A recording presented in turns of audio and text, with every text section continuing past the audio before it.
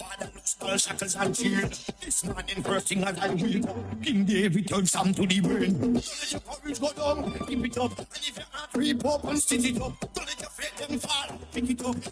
Hello out there. Good morning to you again. Good morning, Grenada. Good morning, Carriacou. Good morning, Petit Martinique, St. Vincent.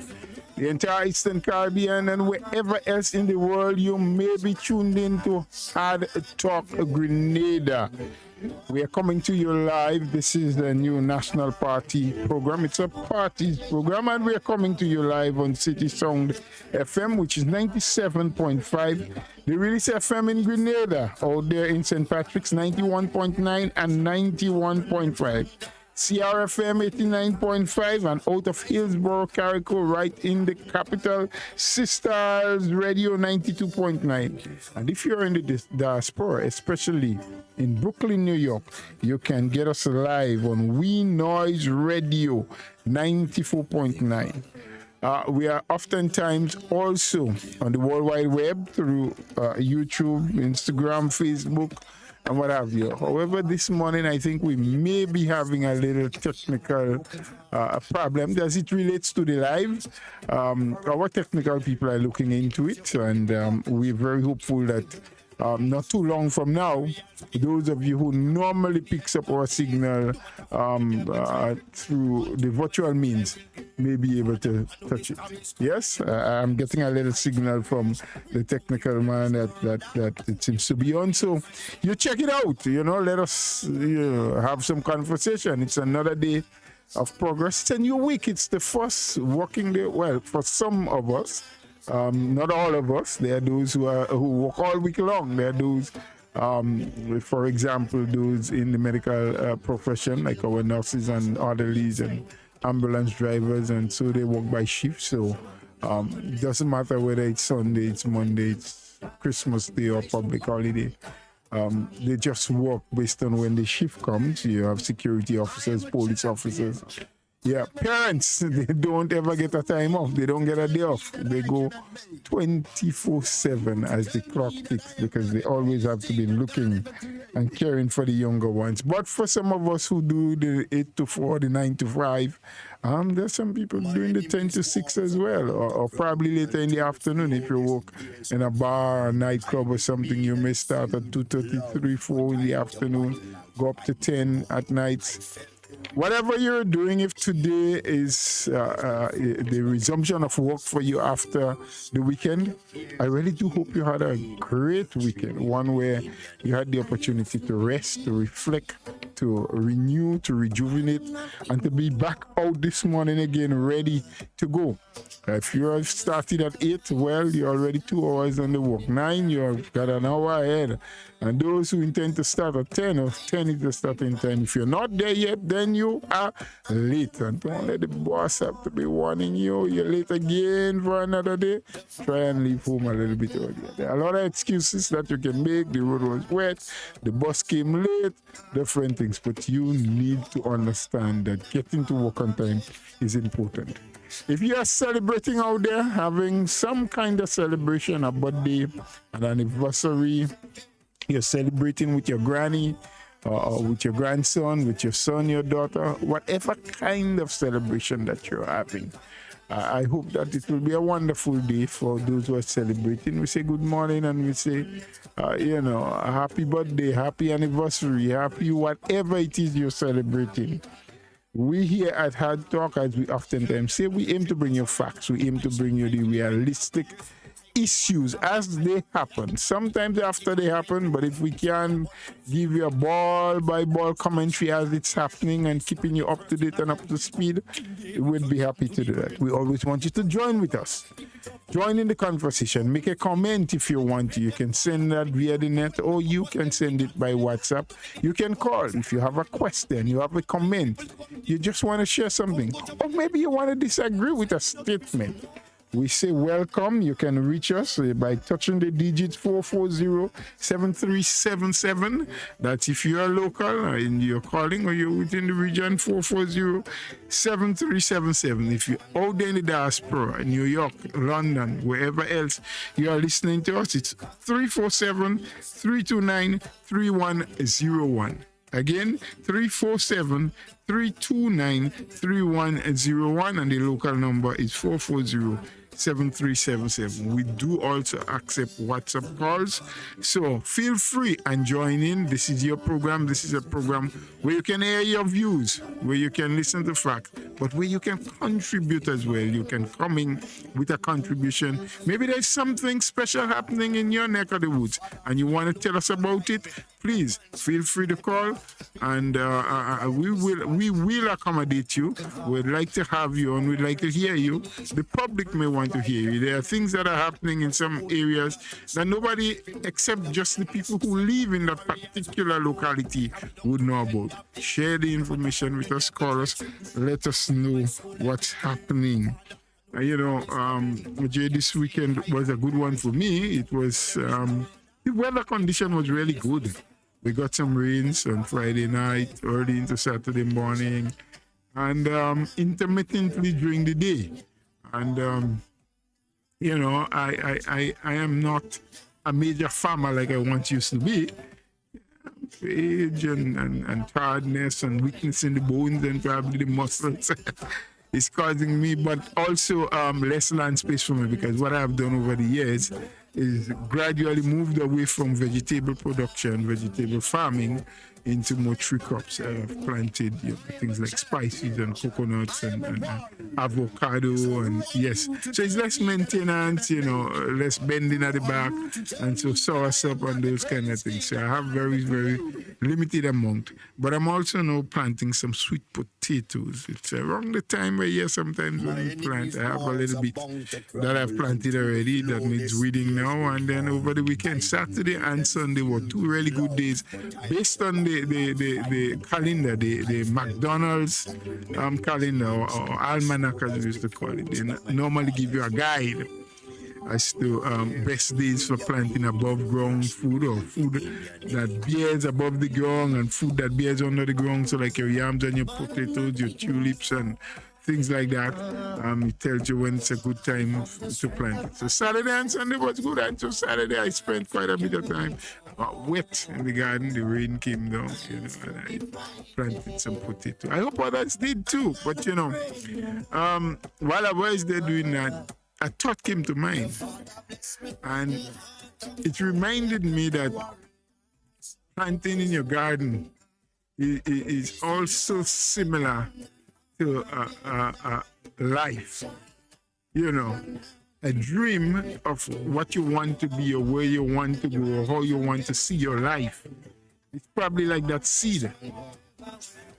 But it won't go anywhere. It won't grow. It won't blossom and fruit unless you plant it. And as you plant your peas seed, or your corn seed, or your okra seed, sorrel seed. I saw a gentleman who was harvesting some sorrel over the weekend. It was the sort of only one which, a little darker, not just the red, but a really dark red. And we refer to it locally. I don't know if that's the proper scientific name for it. We call it the Jamaican sorrel. We had some lovely ones, really full, nice, petals and things. So that too, and it signifies the coming in of the Christmas season, because normally it's around that time that we see sorrel and those things coming in. So the point I was making is that, farming and planting is just like life. We have a dream, and we want to live that dream. We want to get something done about it. We must plant it. Plant it in fertile soil like we do with our seeds. But even after planting, we have to continue to nurture it, to clean it, to fertilize it, to water it, and make that dream grow and flourish and blossom and bring fruits. And the fruits will be the rewards for your labor. The nurturing is how much time you spend in trying to actualize or materialize the dream that you had. Yes, and then you would get your reward. That's the fruits. So as the farmer put the seed in the ground and he molds it and he cleans it of the weed, because your dreams in life will get choked by weeds. What are the weeds? I ain't talking mariganja now. Hold on, that's a different topic. We'll talk that some other time. Weed, ganja, marijuana, kushung peng, all kind of names you all call the thing. That's not what we're talking about now. We have friends. We have enemies. There are people who are just dream killers. They just don't want to see you ever achieve anything. They find every reason to get you distracted or discouraged. They tell you everything under the stars, the moon and the sun, to make you believe that that dream, that seed you have planted, will never prosper, will never grow. So we have to be careful, friends. We have to be careful, but we must plant. If we want to survive, we must plant. Someone once said, hurricanes and storms are not things that we like, but without water, our food won't grow. So we have to learn to brace and deal with the storms in our lives. Yes? So life is not just going to be like a walk in the park, but it's going to be tough at times. And some of us probably are going through tough times, but you know what? Tough times don't last. Tough people is who do. So let's pick up the pieces. Let's get up. Let's start the process all over again. This time, though, being far more determined to be a success than just doing it. Sometimes we do things by just going through the motion. I do it because someone told me to do it. I do it because that's what the boss expects of me. I do it because I don't want my mother to say I'm lazy.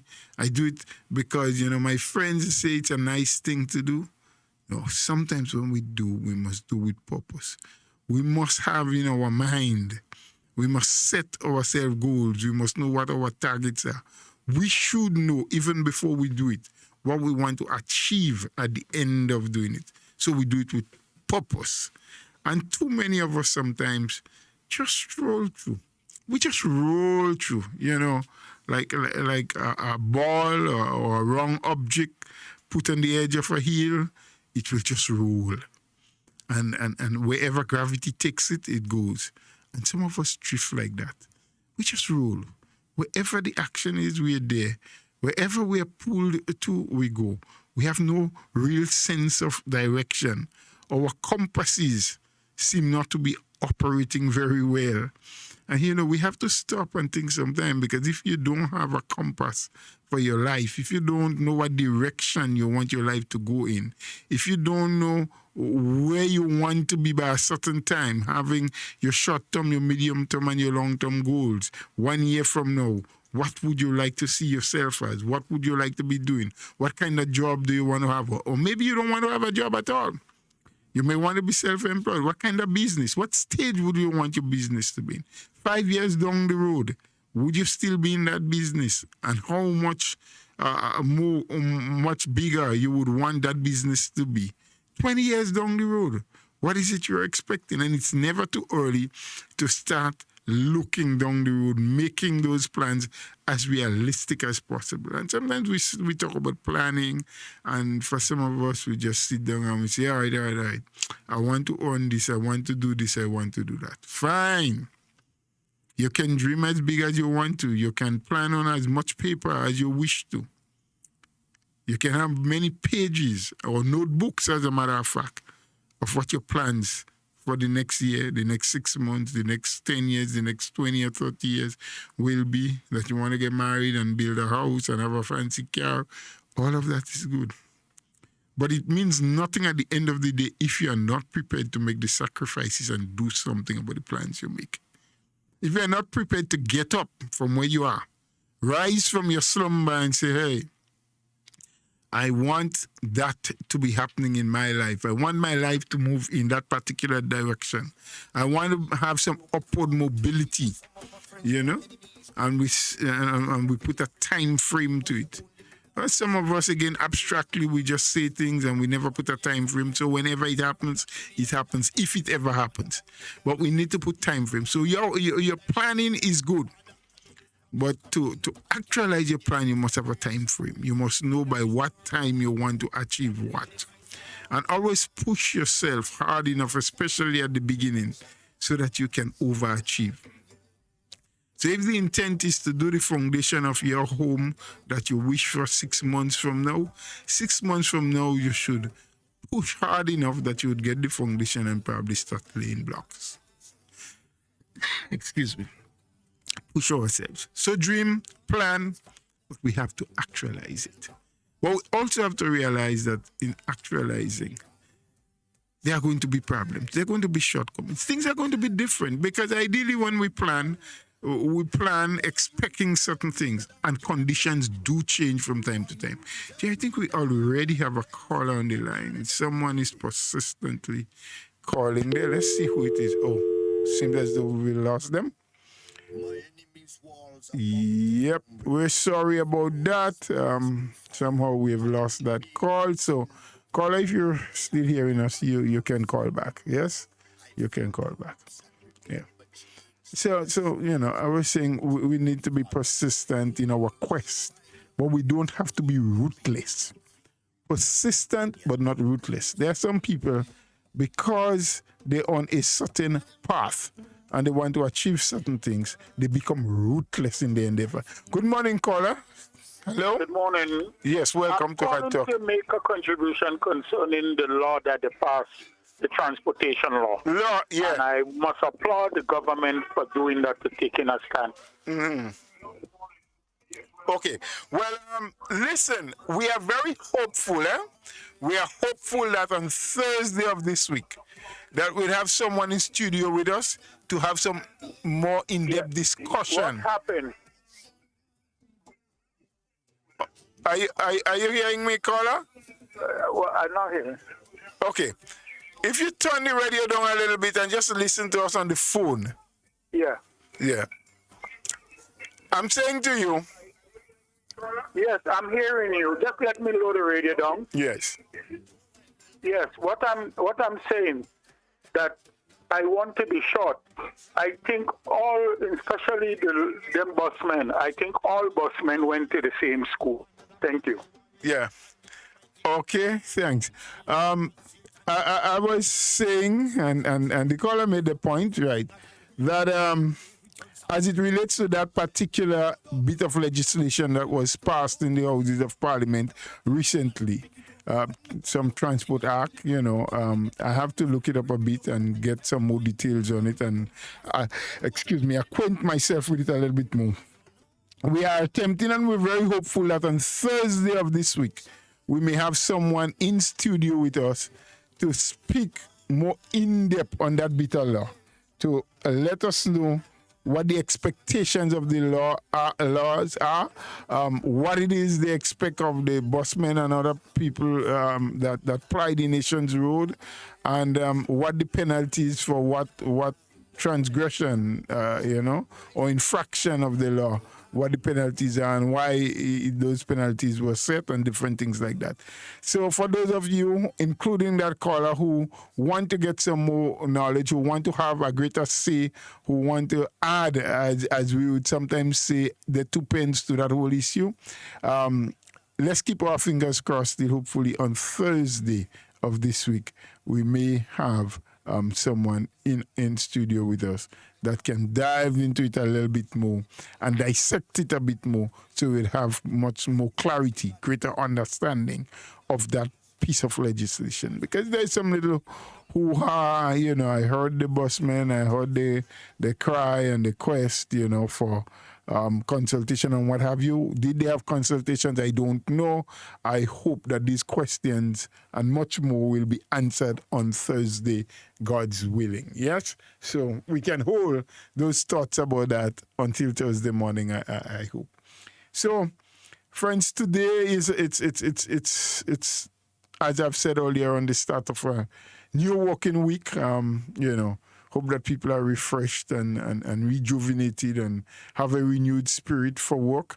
And being Monday, I didn't catch up with a lot of the news over the weekend. I was just scrolling through a YouTube program and I noticed something about President Trump. I didn't really stop to look at it, but the headlines or the headpiece was something about making concessions before the quarrel and what have you. But because I was looking for something specific, I didn't get time to look for it. So we want to open up the lines early to let you have your say the first day of the week. And there's another call coming in. So let's take it. Good morning, caller. Thank you for calling and welcome to HARDTALK. Good morning, my brother. How are you doing? I'm very well this morning. Like, Carriacou did it simple. It's a tractor and move it and bring it now. Brother Mills, how are you? I'm good. I'm fine and dandy like American brandy. Yeah, I didn't realize the American brandy you was drink. I thought you was drinking brandy that came from No, other place somebody like give me a Holland kiss when and I things. went up before Caribana. Okay. I hear From you. that, I just taste how it tasting, Yes, and I keep the tasting me, man. you keep it testing you? Well, How I you mean, doing otherwise? I'm good, man. And as I have you online, let me shout out the people at Carriacou and Petit Martinique. You know, I did Yeah, say, it's hot and sunny up here, man. yeah, I did say good morning to them before, but I mean, really big up and shout out Carriacou and Petit Martinique. Always in the mix, always listening, always Yeah, tuning they into listen to you HARDTALK. and sister, eh? Yeah? Yeah, the whole of Carriacou is Nancy's style. Auntie Style, getting us loud and clear. Yeah, when I say the whole majority, I know that for a fact, eh? Yes? Good morning, Mr. Linton Lendo. All right, Mr. That's the Lendo. manager of Oh, Sister Styles. style. Good. I know him. I know Mr. Lendo very well. So good morning and big up to you, Mr. Lendo, Linton Lendo. LL. No. We don't want to call him LL because LL is another guy again. Louis Lydon. Louis, who is or used to be. I don't think he's anymore. No, he's no longer the president of the Grenada Union of Teachers. I know. Yeah. So next thing we say LL and we go and we mix them up We and mix up them. yeah. We don't want to do that. No, but we're talking double L Carriacou. Okay, so we could say double L Carriacou. Yes, man. Right. So when we say double L Carriacou, they know we're talking about Yeah, we know Linton we're talking Lendo. So, it's hot and sunny in Carriacou and it's good, man. Very good. I'm happy to know that you're having good weather. We are not too bad. This morning was really excellent. I didn't have any rain up in my side of the. We're staying down the way, Pat. When you ever been to that place where they make RealFM rum? Rivers Rum? Yeah. Nah. No, you don't know. You don't know about So, but you have a name of the place? La Poterie. Poetry. Yeah, you ain't on the radio already. Yes. But there's college poetry. Yes, they does. Yes. That's where I live. But I was saying to you, there was no rain. I went to the garden this morning. The rain didn't fall. But when I left home, not too far away from home, You pigeon peas? I'm seeing some of the trees that I've planted just started to take flower. Oh. The senior folks say when we're getting so much rain around October, November, it's sort of, what they say, it hold back the blossom. It prevents them from flowering as they should. They need a little more sunlight. But Mr. Bola, you have a thing in the pigeon peas head, you don't have to pinch it out for it to go good, eh? Yes. I know if you know about that. Well, I would know because if I tell you something, Mr. Mills, I have already molded 25 stools of peas that I planned for next year already. When the rain was falling in October, I said I can't let God good water waste that much. So I had about a quarter pound of peas seeds that I saved. I did about 25 or 30 stools. And they're up there about 6 inches tall already. So pretty soon, when the moon is getting dark, not this month, I'll leave it for next month when they take a little more height. I will clip the head. Yes, that's it. So they will start to spread and not grow tall. So I have to take a ladder to pick them. Because if I just leave them grow, by the time they're ready to bear 2021, if I'm still alive, I'd have to go up on a ladder. So I'll clip them. Ladder. Yeah. And then ladder these days, you have to be careful. Very careful. Careful. I wonder if I'm a title, I don't know, you're a man. Which month of the year? When you spell it backward, you get one of the I have to take my time. Underground crop in the farmer. Yeah, don't tell me about me. That one too easy. Okay. Well, no, you should not do me that. Give me one that go hurt my head. You should have played, you don't know, man. Because as a matter of fact, and I've proven it, if you put yams into the dirt, February, April, January, any other time, they never start sprouting until it's May. All right. Try it, and you would see for yourself. What is in the middle of water? You come up on a boat in Carriacou already? Yeah, many times. And you see the water? Yeah. What is in the middle of water? Tea. You come out to play this morning, man. I prepare for you. Sometimes you Yeah, just hold me. prepare for me this morning. Anyway, Mr. Mills, it's always good to have you on. You make my day. You make us laugh a little bit. Yes, And it's good to know that you're alive and you're well. You had a good weekend. And keep things you going. people who coming up already? Yes, no, man, for sure. You sing me. Between the end of this month, early next month, because Miss Duncan, unfortunately, is not back yet. She was scheduled to come in. And she was listening, man. So most times she is, Most times, good morning to you, Miss Duncan. Most times she is Good listening morning to Miss. online. Miss or mistress? Let me take your time. Well, by now, I don't know if she has become mistress because she's been away for a couple of weeks. A lot of things could happen and we don't know about it. Oh, when she left, it was Miss. When she left here, she was Miss. So we could still call her Miss. Yeah, we go land to Miss. Yeah, and don't say when she left me, She never was with me. Careful. Next thing people want when she left Grenada. When she left Grenada. Yes. You know, easy, no? Not at all. We have to be careful. Me, Papa, I can end up as old people saying cattle belly crossway. Now I get stuck like a rainstorm. According to them old people, see Christmas already? No, I'm hearing about it, but I really don't see it yet. Oh. I'm hearing about it. I'm hearing the Christmas music playing and, How much more days? I didn't count it. So we have 38. Yeah. Yeah, 38. Okay, good. So I'll start the countdown. So if today is 38, then every day I have to less one. You have to less one. Yes, and you're getting that time. Yes. Well, I'm taking things from Carriacou radio station and give you. Yeah? Every time we counting down up here. You see, Carriacou does always see Christmas and things before us down here. I wonder why. I think it's where you're located. Oh, the parang thing. Yeah, where you're located because it's coming down. You see what else go on again, They're only looking for Christmas come close for people to do things, for them to take it to go and put on parang. Okay. Yeah. So that's why they So the ears open and the eyes open.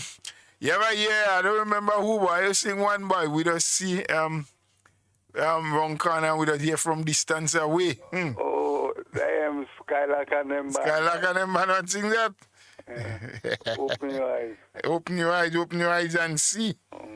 Yes. I keep in mind. Well know it, man. Yes. Listen, man, I'm trying to keep in tune and up to date, but you know how things go. I could get a tip for you, no? Yes? Yeah, if I get a tip for you, you could play it and you're listening. Good. What do you think about that? That's not a bad idea, so you could organize it when I come up. I know why you want it in there. Like to hear me for Oh, gosh, I like it. I don't want to be in it, but I like it. Don't call my name in your parang, I'm begging you, please. No, but I beg you, don't do nothing, Well, I must do things alive. Well, I do things to make us move us. I'm doing all my thing in hiding, behind closed door. I have to fasten people business. Yes, you're right. Do it behind closed door. Yes, I have to fasten in people business. But again, if you do it so you make him get a boss to put in the song. So I'm talking on myself then? Yeah. Maybe I'm talking on myself. Yes. All right. Well, I hear you, sir, and we are glad to have you. Yeah. We need to keep things going. And I was saying Ms. Duncan isn't back yet. She should have been back on Sunday of this week. But there had been another ton, some things that she had to get done. It wasn't completed, and she need to remain. And it's possibly. nice talking to you. We always talk. Good, sir. Take care, brother. You be good and enjoy the rest of today. All right, my dear. Great. So, friends, yes, I said we'll open up a little early, and the lines are now open. You can call 440-7377, 440-7377, or 347-329-3101 if you're calling from the diaspora. Let's know what's happening in your area, in your neck of the woods. Let's know what's taking place in your community. Keep us in the know. We do have another call. Good morning and welcome. Yeah, Mr. Bulla, I want to congratulate President-elect of America, yes, Joe Biden, and Vice President Kamala Harris at the victory at the poll. Yes. All right? I could say America right now is at ease. When I would look at the television, people are rejoicing because what they go through under the 4 years under Donald Trump, it was very difficult time, especially for the black people. So though I could see freedom comes to the black people of America. So Good. You ever want to put it on the show? Thank you, and God bless you too. Freedom for black people. I hope that we understand that real freedom. We have another one coming in again, Jay, and that could be an overseas. Hello, good morning, and welcome to Hard Talk. Thank you for calling. Yes, Mr. Bola. Good morning to you. Good morning, sir. I want to know. Here you get all this amount of rain for the weekend. That's not fair because all I'm getting is coldness. Well, hold on. I'm not the one who's sharing, I don't share bread. I don't share rain, sun, or snow. You're talking to the wrong man about that. How are you? I haven't heard you in a while.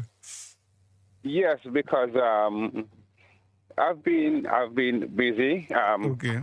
Trying to wrap up certain things because I'll be done very soon. Oh, okay. That's nice. But I would like to know how should one concede if you lose?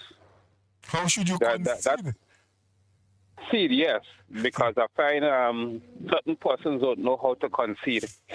Well, maybe even though the evidence is there, you might have to show them how to do it. Oh my gracious goodness! I mean, they should look at the smaller islands, I mean, let me just say something here to you.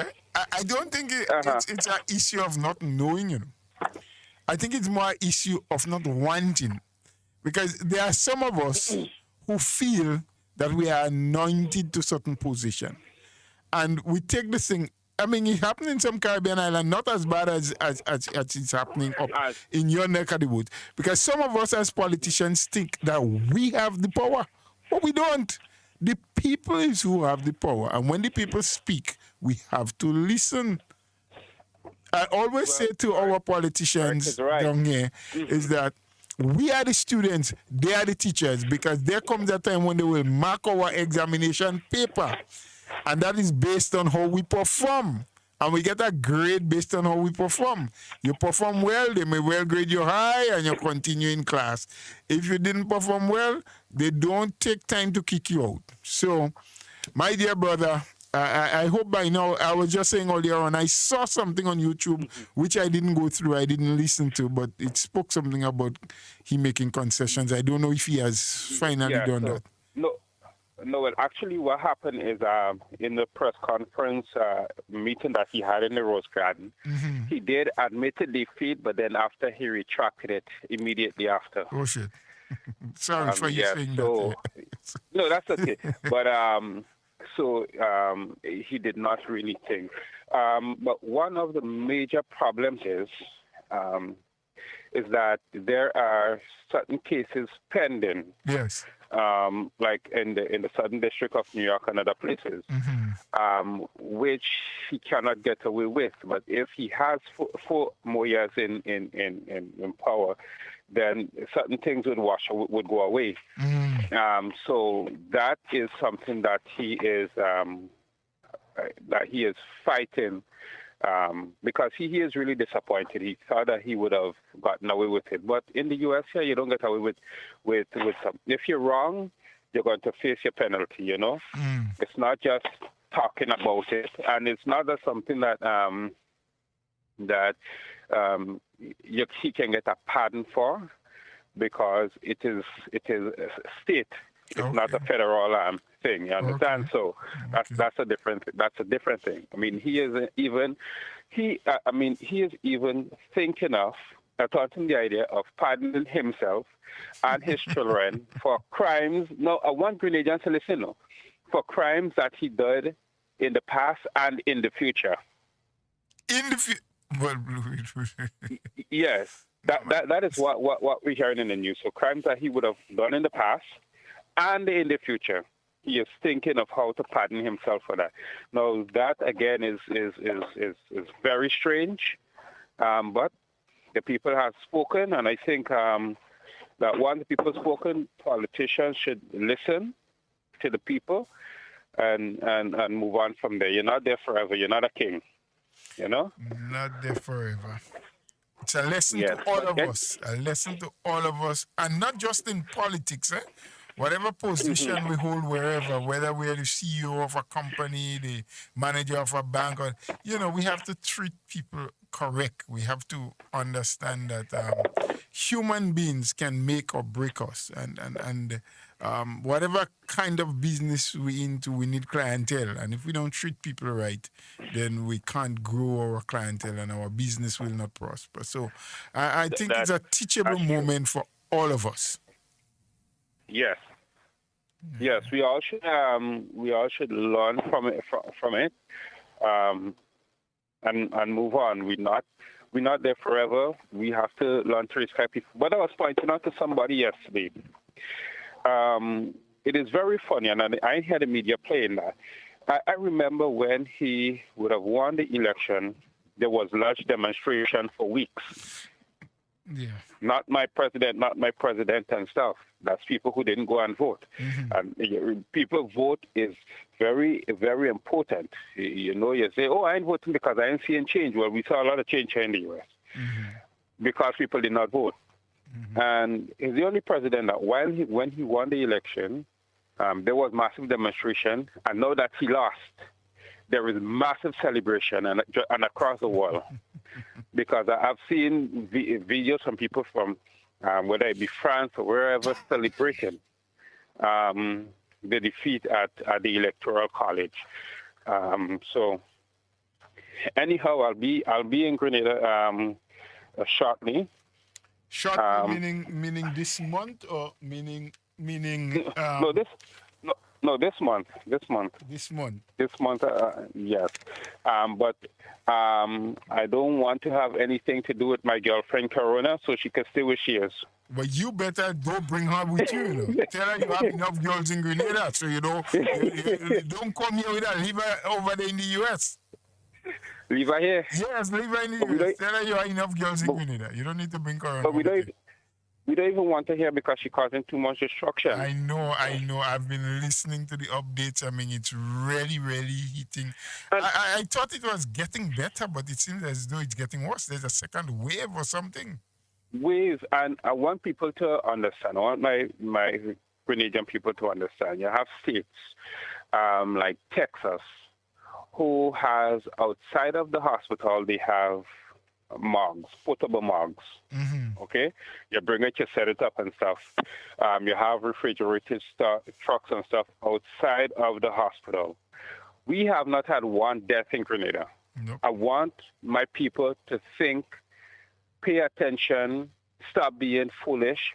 If you're trying to be foolish, stop being foolish and listen to the science, follow the science, protect yourself, protect others. Because people falling down and die, not even flies dying fast. So even if you spray them with Baygon, you understand? And then you have refrigerated truck outside of the hospitals here. It's not a nice sign. Just holding bodies, so much bodies that they can't get rid of them quick enough. They have to place them in refrigerated trucks. Yeah, because morgues are full to capacities. Yep. I mean, you're talking over 250,000 deaths in America alone, eh? Yes. Yeah, quarter of a million. The death rate is growing so rapidly. I mean, they're talking about a vaccine, but first they're going to roll it out on the staff like hospital and firefighters and stuff. Those emergency workers, they're going to take it out on them first, because they're in the front line. But again, I would like us to be very careful. But let me ask a question. I know the minister spoke, I think, sometime over the weekend, but I didn't quite get what he said because I was extra busy. What is it that the ministry would do in relation to this doctor who recklessly spread COVID among the people? Well, what are the plans? Based on the law, when that happens, the police is now the ones that have to take up the issue. So in essence, what the minister said is that the people are presently quarantined. when they are free of the virus after they have spent the required amount of time and testing is done and free, then the police, I believe, well, I think the police is preparing, and hopefully, and it is my hope too, that they will be charged. Because the gentleman who some case number 25, who ran away from quarantine, he was in a government approved facility and left and exposed a lot of people. He was brought to court and was charged. I think the magistrate charged him 3,000. The law gives that flexibility, and they can be charged up to 10,000. But in his case, he was charged 3,000 to be paid forthwith on spot. Right. So, but it's left up to the discretion of the magistrate, the judge, whatever in the case, who hears the case. So, there's no way neither I can tell what this situation may be, and it is also up to the police to investigate the matter and determine whether or not, I guess, with the concurrence of the public prosecutor, what kind of charges they may bring against them. But we're very hopeful as Grenadians, because we need to set examples. I'm not wishing any harm for anyone, but if people do not recognize or feel that they can come into Grenada or do whatever you wish, break whatever law, and then you get a little slap on the hand or somebody say, well, we forgive you, it will continue. But when they realize that the law will be upheld, I think people will get more serious about it. And you say you're coming in, make sure you plan well, get in touch with the ministry, prepare yourself for your 4 days in the first 4 or 5 days in the first instance for quarantine. Come with your PCR test, which I hope will be negative, and so you won't have any trouble. Because I ain't speaking on your behalf here, I ain't asking for no pardon for anyone. Oh my goodness! Yes, I'll be getting my test and stuff. But because I'm asking this question too, because from a medical perspective, the thing that this gentleman is a doctor, which means he should know better. Yes. There is absolutely no excuse for him. From a ministry perspective, I think either they take his license away or suspend his license for a while so he cannot practice for a certain amount of time, because you cannot deal with everybody the same way. Even though it's a law, he is in a position to know even much better because of the job that he holds. Good. So I think they should deal with that also from a ministry perspective. And I'm also still, Mr. Bola, waiting to see or to hear the announcement of the prosecution for Mr. Vanny Cohen for breaking the law. And if it didn't happen, I believe I'm actually going to take action by bringing charges against him, because you cannot have people who is bigger than the law, and it seems to me that is what is going on. It's not that I have a beef with him, but because of his office, being the public relations officer, and he always speaks forcefully against breaking the law and about the COVID protocol, and this is what's going to happen. And he did the same thing, which he advised people not to. And to me, he is getting away scot-free. So if the Commissioner of Police do not want to bring prosecution against Mr. Vanny Cohen, I personally think I am going to step into that role. I'm going to do it because you can't have people against the law in Grenada. It can't go on. I can't support that. If I break the law, I would be charged. He should be charged also. Well, if you break the law, you should be charged. Yeah, I don't know if you will be, but you should be. Sometimes they say they use the discretion. But I understand you use the discretion with certain charges before the court. But they should, because you see, and I believe when you're in a position, everybody should obey the laws of the land. But when you're in a certain position, you're held at a higher standard. Of course. Like in society, for example, you're expected to do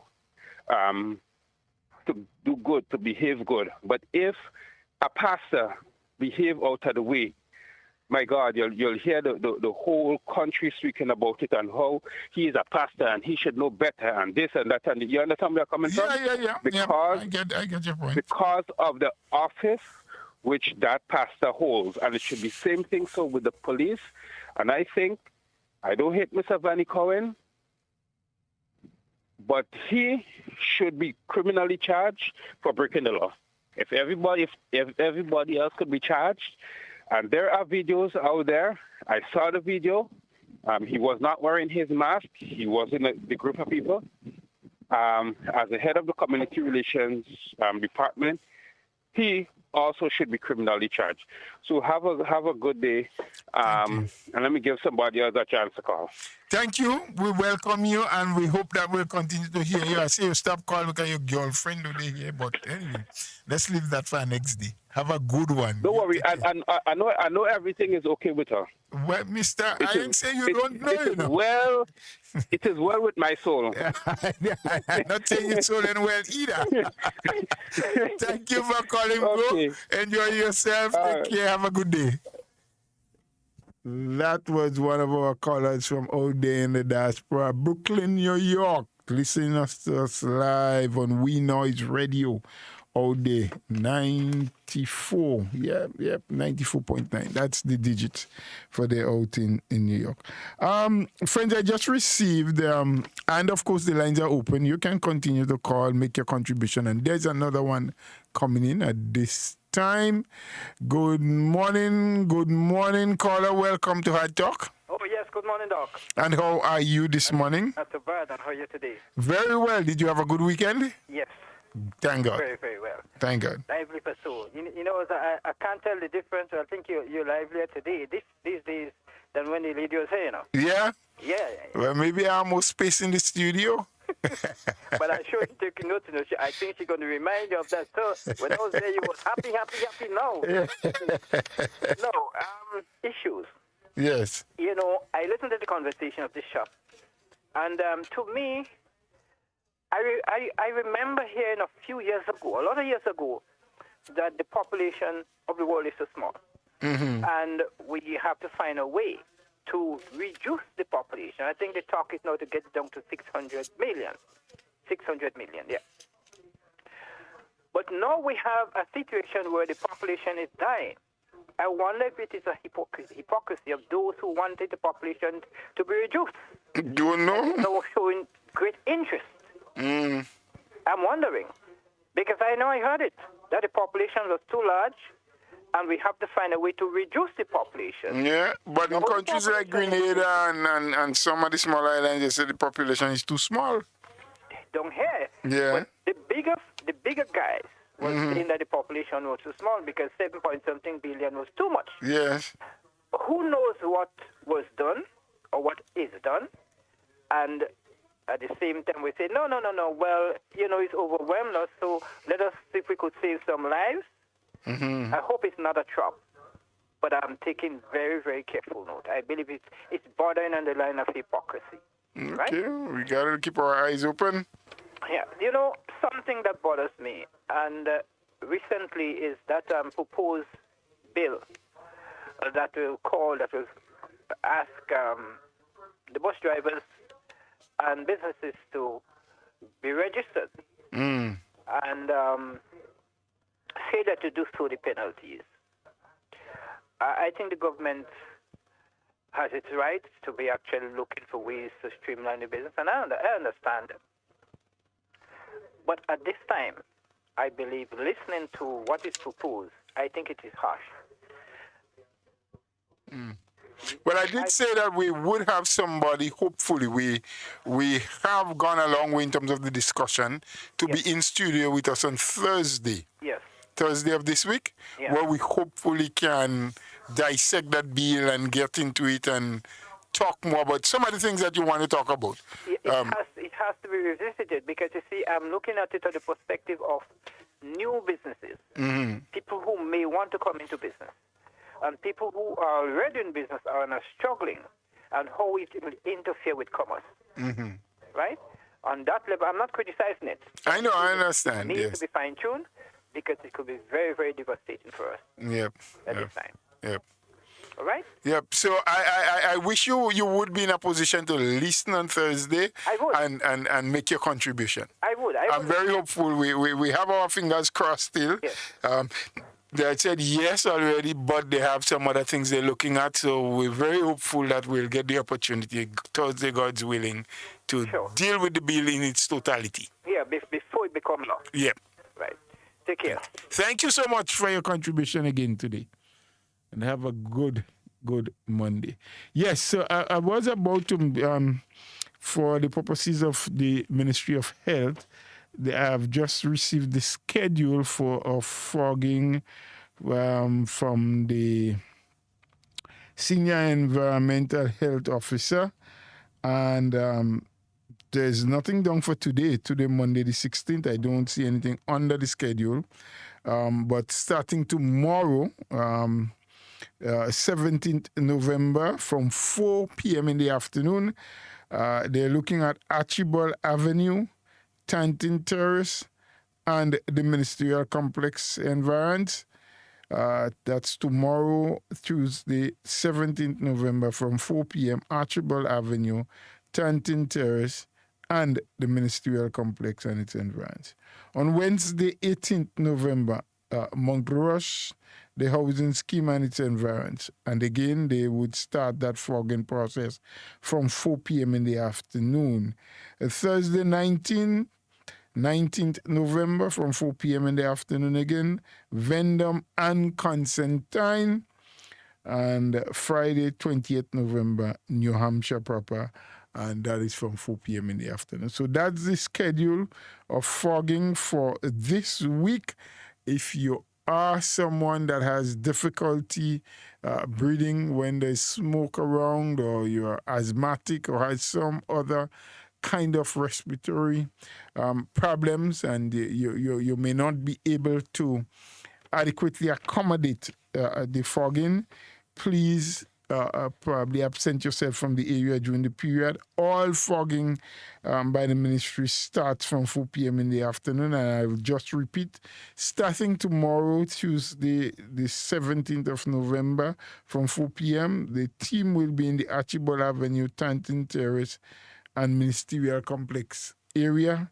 Wednesday, 18th November, again from 4 p.m., Montrush, the housing scheme area, that's where we have all of the Chinese built houses and so on, the environs, all the areas around there. They will start at 4 p.m. Again, Thursday, 19th, people up there in Vendome and Constantine and those areas, 4 p.m. And on Friday, 20th November, New Hampshire. So that was the notice coming from the Senior Environmental Health Officer, talking about fogging for this week and the areas where there will be. So please take note. We'll try to remind you as the week progresses where they will be on different days. Remember, you're tuned in and you're listening to Hard Talk Grenada Limited. Yes, today it's not limited. It's not a public limited company. Hard Talk Grenada, Carriacou, and P.T. Martinique. Yes, I think we are licensed under those names. This is a new national party program. And we invite you to participate with us. Today we have a sort of open line. We have other things planned for the rest of the week. Hopefully, if all goes well, we'll have post-cabinet briefing tomorrow. We have NNP Women in Action. They will be in on Wednesday. We're looking forward to have someone in on Thursday to deal with that transport bill. And then on Friday, we have another guest with us again. So today we are just chit-chatting a little bit about varying issues and people sharing their views and, talking on issues as it relates to them. And we're inviting you to call from whichever part of Grenada you are listening to us, and let us know what's happening in your area. Let us know what kind of work is being done by the government, if there's any, or what needs to be done in some area, because sometimes there are things that are planned for a certain time, or people look at some things on the surface, but not in depth, and you may have a better idea, because you live in the area, you live with a situation, please give us a call, let us know. You may have a question on something. We will attempt to answer you as factual as possible if you call us and ask that question. Or you can, pose your question on WhatsApp or on the live. We are going to take a look at it and try to respond to you. Remember the numbers that you can call are 440-7377, 440-7377. But if you're calling out there from the diaspora, like our friend just called a while ago, it's 347-329-3101. 347-329-3101. Tell us, what has happened over the weekend? I mean, it was not, to me, a very eventful weekend. I did not hear about much in terms of its incidents. It went on the quiet side, and that's good. Huh? It's not a criticism when you can have a weekend that is peaceful. Last week we heard one of our callers really complained bitterly about the noise pollution issue, especially in his neck of the woods in the St. David's area. The loud, kind of amplified music that comes from some vehicles, even the way some of the motorbikes and some of the other cars, and so the owners and operators of those machine or vehicles have set up the exhaust system. It could be very, very, very noisy and irritating at times. And we do have another call online coming in now. Good morning, caller. Welcome to Hard Talk. Good morning, Mr. Bowler. And how are you? I hope you very well. Trust you had a good weekend. It was. It really was. Yes, I heard you say you got wet in the garden. That's yeah. a good place to get wet. It's a good place to get wet, in the garden. Yes, and I'm enjoying a shower of rain up here at the moment. At the moment, yeah. Well, yes. Blessings on you, huh? Showers of blessings, I say. Something I want to, this morning I was listening to a radio program. And I heard a lady calling on that program, and that lady, well, I assume she's in the States. Mm-hmm. I have to assume she's in the States because I cannot imagine her being in the States, in America, and making such a comment about our social services that we have here. Mm-hmm. And saying that, in where she lives, where she is up there in New York, that everybody that was on their social program, they give them jobs to do and take them off of the program. And I am listening to this, Mr. Bowler. Everybody, I think, in the world knows that America has more people on social programs than most countries in the world. Of course. And there's no country in the world that can employ everybody. And for the people that that are talking, about poor and poverty and government has nothing to do with poverty. Poverty existed long before there was government. The Bible talks about poverty. And there's no government that can eradicate poverty. They would assist and they would try to help people. And that is the reason for those social programs, because they cannot find jobs for everybody. And that is why they also have opportunity where people can create their own businesses. Mm-hmm. I mean, I remember as a child, we always had, because my father was a farmer. Yes. He used to walk in the garden, and he also used to fish. Okay. And, our mom used to go to the market and sell. And, people treated agriculture then as a business.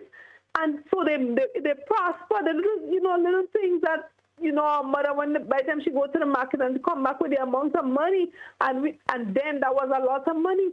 Now, if you're making that kind of money now, it's nothing, mm-hmm. because of Inflation and cost because of the living has gone up, development in society, and everything is going up. So people now appear to be poor. But Mr. Bola, is it really that people are poor now? No, I think poverty is a greater state of mind than your actual living condition. But of course, because there was a time as a child you could count the amount of houses in your community that had electricity. Now almost everybody has electricity. Sure. Almost everybody has bathroom and toilet, and the government is trying to help the people that don't have to make sure that they have bathroom and toilet. So we have to ask ourselves these questions. Is it really that people are that poor, or is it that people are focusing on the wrong things? Because now everybody wants to have a car, and yes, it is your right if you want to have a car. But for God's sake, if you cannot maintain a car, then why buy a car? Why not focus on the things that you really need? You understand? And so we now have to decide on, is it that people are really, because, you would listen to some programs, there's a propaganda station, and you would listen to that person on that thing, and the people, you read some of the comments, and you would swear that Grenada is the worst place in the world, Mr. Bola. I spent 6 months out of Grenada on this island last year, and people in that country bigging up Grenada. Bigging up Grenada, how we have the best prime minister, and they wish they had a prime minister like we have in Grenada. And I hear this guy saying this morning that, that our prime minister couldn't be prime minister in Trinidad and Guyana. Who want to be prime minister in Trinidad and Guyana? Who want to be prime minister in this country? These countries are worse off than Grenada. Yeah, but for now, but you can't say that about Guyana too much. They start getting oil money. Which oil money? Oil money, and I read something where they say by what year they would be owing ExxonMobil $20-something billion. I don't know. This oil money. People, you see this oil money thing? People having the wrong concept about this oil money. $20-something billion in a few years, Guyana will be owing ExxonMobil. That's the people that are drilling for the oil in Guyana. Yeah. So which oil money? I don't know, my dear. Just look at what's happening in Guyana, the amount of crime, and they want to talk about poverty. Go in Guyana and then you're going to see poverty. So people have to be careful of what they're listening to, and some people do not want to hear the truth. They would listen to this propaganda station because they do not want to hear the truth. You understand? So, Mr. Bola, we have to, address this thing about poverty, because you have country you're walking in, you could just kick a box and a man come out from below it because that's his home, that's where he's sleeping. In America, since after Katrina, there's still cities that are tent cities. They call them tent cities. They got people actually living in tents in America, So people have to, this is what, if you want to compare Grenada with America, that's a joke. It's a joke. Maybe we may not be making as much money as some people working for in America, but our situation here is better off than a lot of people in America. So, Mr. Bola, we want to, look at these things, and maybe one day, we could address and we could have a little conversation, about, all of these things that are happening, and compare them if they want to compare them to the rest of the world. So you have a good day. Thank you for your contribution. Thank you for calling, my dear. We do appreciate what you had to say. And yes, we need to be careful. We can't say, and I don't think I expect anyone to just heap praises only upon the government and say that this country is doing all so well in every area. There are some areas where we still need improvement. And even in the areas where we are doing good, we are doing well, we can still do better, and we need to strive to do better. But as the caller correctly placed it, we need to be careful about what we say, and we need to be careful about the comparisons that we make, because we see some glittery things sometimes, and we may think it's gold, but it is not always gold. Let's cherish what we have and let's work to preserve it, because the freedom and the rights and the privileges that we are enjoying in Grenada, we don't know we look to change administration or we change our location, we go to live elsewhere, and we may suddenly realize that we no longer can experience and enjoy such freedom and privileges. So, let's be careful what we wish for, what we hope for. This is a little Grenada, but it's a lovely Grenada. It's nice, it's peaceful, a little bit. Good morning, hello, yes, welcome. Sir? How things? We are all right this morning, trying to keep things going. Yes. You all right? Yes. Mm-hmm. Very nice, very nice. How was your weekend? Bad. Yeah, what, you had a lot of rain? I ain't talking about rain, man. I'm talking about me. You? Yeah. You're sick? You went to the hospital? No, but I'm talking about me. Yeah, well, yeah, I'm asking about you if you were sick. Mr. Bola, you must understand and read and spell and understand what I'm talking about. Oh, well, I'm trying to read. That's why I'm asking questions. Okay.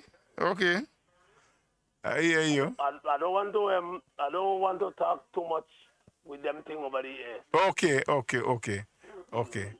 I get where you're coming from now. You understand where I'm coming from? Yes, I just understand. Yeah, with what we talk about already. Yes. But I didn't call you for that so much, but yeah. let me just throw in that first. Yes.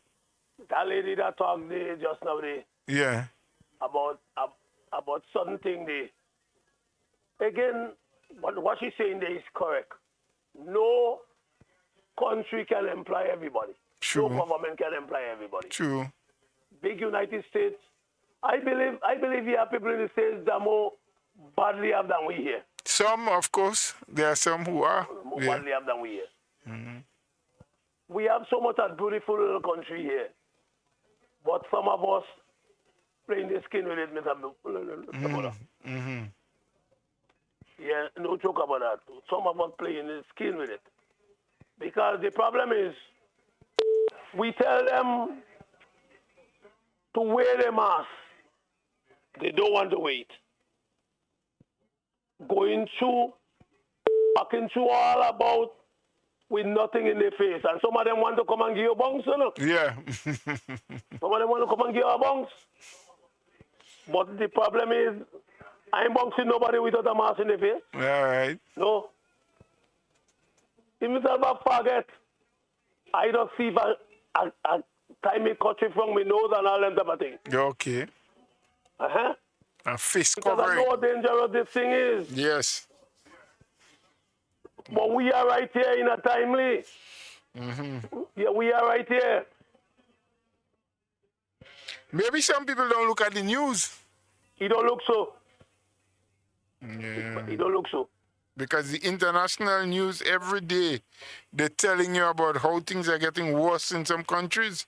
Well, again, some of them say that the third phase and things are going on. They're going on now. But Mr. Bola, let me ask a question. Where this thing arrived from? Well, based on the little history that we know about it, they said it started from a province in China called Wuhan. Yeah. So that's what we know. Yeah. So I don't know what's taking place now. But even China is doing very well. They hardly have any cases now. Yes, no joke. Yeah. But the problem is, Mr. Bola, do you believe in God? Of course I do. Well, you know, when I check this thing that's going ahead there, that is just the beginning of closed down shop, you know. Yeah, Jesus is coming. Okay. You don't believe that? Well, of course, we have always heard that he's coming. Yes. He said when you see this thing and them happening, yes, look up and because he said he's coming soon. Yeah. Jesus is on the way. He on the way. Well, let's prepare. And so we are to ready and get ready. He's very close by. Mm-hmm. Yeah, he's very, very close by. Because this type of thing ain't no stop right now, you know. Okay. We have to try our best to keep it up. But he ain't no stop. Well, He ain't no stop. So, sir, all the best for the day. you be very good too, and we'll talk again sometime soon, you know?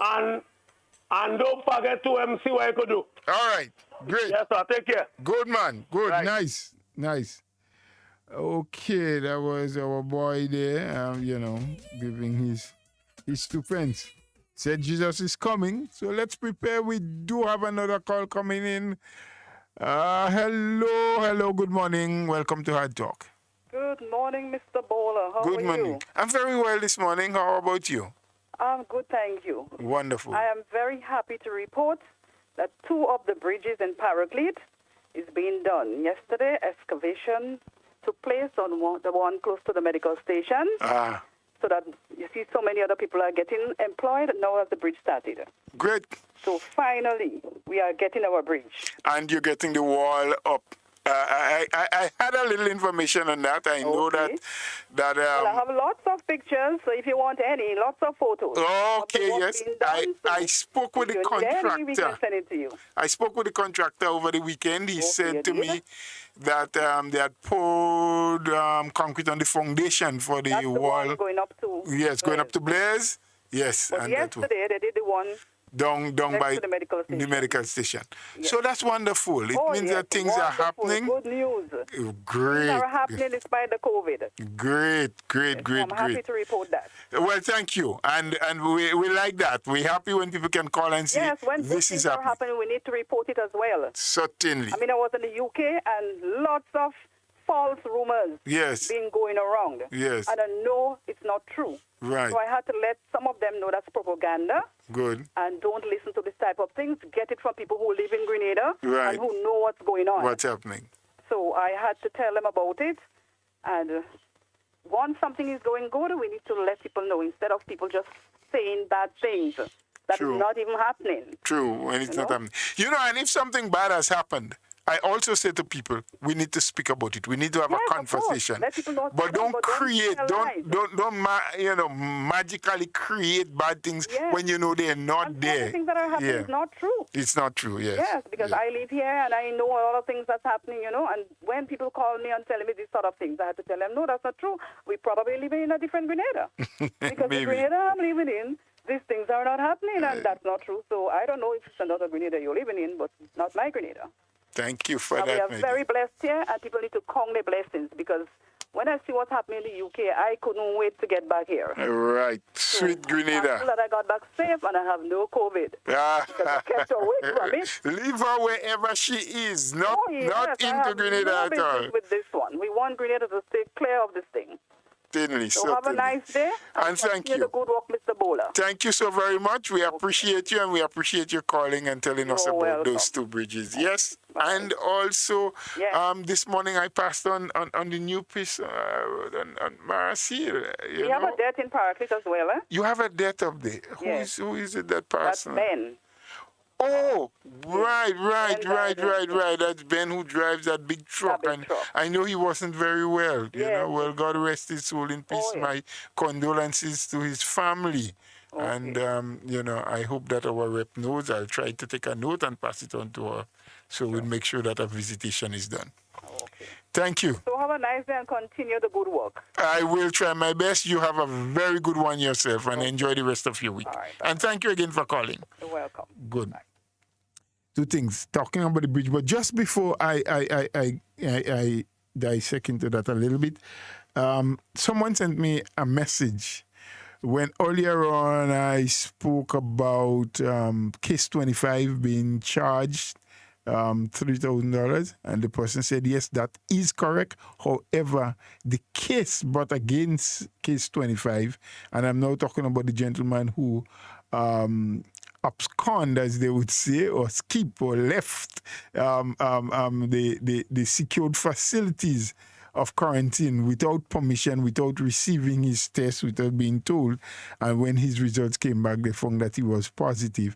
The person said to me that the case is still ongoing.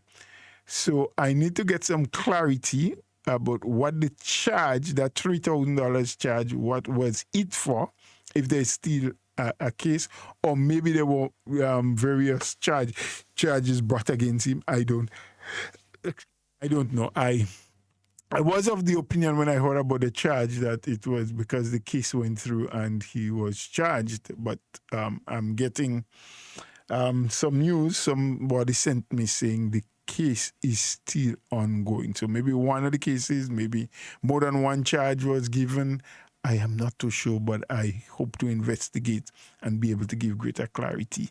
So maybe after the program, I'll speak with that individual to get a bit from them, and then we can see whoever in authority that can probably give us greater clarity. So it seems as though things are ongoing. So having heard from the lady that in Paraclete, that's up my side, up my neck of the woods, there were two major pieces of infrastructural works. Even at the time when I was representing that, we looked at. There's that small bridge right in the village of Paraclete, just pretty close to the health center, and the health center that we had rebuilt and refurbished, that there were concerns about it. We looked at it. The Ministry of Health, not health, sorry, but infrastructural works did send the engineers who indicated that it was structurally strong and could withstand vehicular traffic. But it's a very frightening bridge. There had been no rails and what have you. So finally now I'm told that it's excavated, so it means that work will start on rebuilding it. I know of a person who had won the contract for that, the bid, and there was some landslide and cutting of the land further up, over the village on that road that can take you up into Kublal, Blaise sort of area, and there needed to be a retaining wall and some cross culverts and that too had started. I had a conversation with the contractor over the weekend who told me that the steel works, most of it is completed, and I think it was within Thursday or Friday they was able to pour some concrete supplied by Gravel and Concrete to seal the foundation, and they should start now going up with the walls anytime from now. So congratulations to them, and it's a sign that even though the government had announced before that their intake of revenue is less than what they have expected, they continue to demonstrate a willingness to want to work and to do things that are going to be beneficial to the people. And that's what the government should be doing, finding ways, looking for means. And sometimes I know it is difficult. You can't do it all at the same time. There need to be planning, there need to be preparation, they need to know definitely where the funds can come from, because it's not about just saying that piece of work is needed and let's just do it. You have to be prepared. That's why you have budgets. That's why ministries have budgets and departments have budgets, and government reads a budget, at the beginning or just before the beginning of the financial year. And that's why you have to stick to your budget and you have to manage prudently, or else you won't be able to do it. And, I heard the announcement that finally, I think it was on Sunday, that they would reopen the Maras Hill. Had been closed for pretty much 6 to 7 weeks or so for doing a retaining wall and doing some pavement. And I did pass there this morning. Lovely work. Really, really lovely work. As far as I understand, in terms of the pavement, they did not do it back in bitumen, but the areas that they had to work on, which was always kind of bumpy and as though there was some movement wrong that little bend where they did the retaining wall just before you hit the Westmoreland School. They had done it in concrete. My understanding, and I did see the contractor on news speaking, saying that the base there, the concrete is 8 inches thick. I mean, it's a lot of concrete. When you put 8 inches of concrete, it's just 4 inches less than 1 foot of concrete. Yeah, I guess a foot is 12 inches. You know that a foot is 12 inches. A foot is based on your size. Bigger people have bigger foot. Anyway, 8 inches of concrete to withstand the heavy vehicles, the big trucks and everything. And then they did another portion on the first corner when you leave Tempe and you're coming in. That's just around where we have the laundry area, just that side there, heading into that little road that takes you to where Grenada have their warehouse. Yes, wrong that corner, there's some concrete work was done. So I drove, didn't have a lot of time. I was running a bit late, so I couldn't really stop and look carefully and inspect the work. But knowing the engineers and the people from the Ministry of Works, and of course the contractor who did the work, would want to give value for money. So let's hope that that is a problem dealt with for quite a while to come, maybe another 20 or 30 years before we really have to do anything on that portion of road again. I really do hope that. And wherever else that work is being done, I hope that it can be done of a standard and quality that it can last, because that is money is being spent. It is our money, yeah? Our money, the Grenadian people money, whether we took a loan, the government took a loan also to get something done. Massive amount of work still happening, first phase of the St. Patrick's Road and Bridge network. I know that they have done so far, going through the Hermitage area, there are about 3, let me see if I am correct, 2 bridges complete that I've seen from passing there. There are a lot of box and culvert drains that have been done. There's a bridge that is being widened in Belmont, what we used to call the Pan Bridge. Construction is ongoing on the Pointsfield Bridge. They're using a bypass. There's box culvert, cross culvert being done right there in Tivoli, close to where the Tivoli Credit Union building was one time. So, and a lot of retaining walls and so being built. They're nearing the point where I think they would start resurfacing of the road, pavement of the road, not too long from now. The Gugu Bailey Hill, where you had all of this rock, was cut and widened, and so there's a lot happening. The farm roads have started, and a lot of schools under reconstruction and renovation and expansion. The Montrose Seventh-day Adventists, over $8 million, $8.7 million, I think that contract is what we have. The Presentation Brothers College, almost 8 or so million. We have Bishop's College in Carriacou, so Carriacou is not left out, 10 point something million. We have the Gov Health Center nearing completion. We have major works, $2 point something million worth of work on the Princess Royal Hospital in Carriacou, then the main health center in Hillsborough, over $3 million being spent on it, roads being done.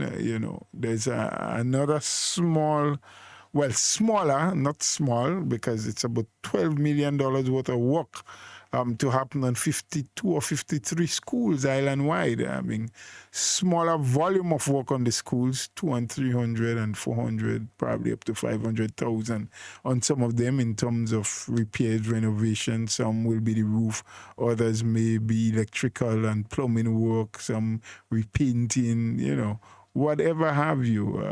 It will be done.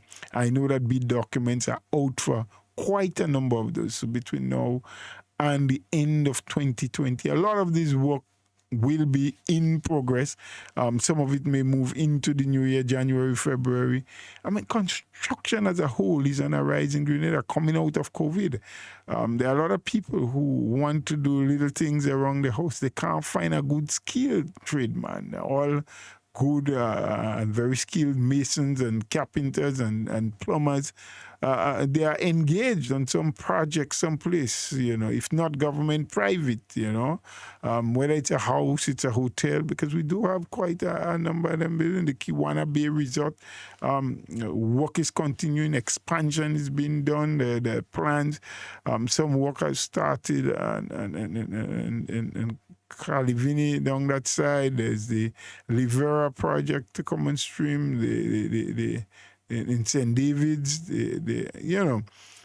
So things are happening. Not all of it is direct investment from government, but most of it is being facilitated by government.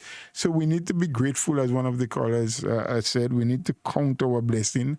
We need to thank God for what we have and who we have. You know, a prime minister and a cabinet, a body of representatives that do not just think about themselves, who are not selfish but are very selfless, who always think about people. And on top of all of that, you know, I'm seeing several crews as I traverse around the island into the bitumen or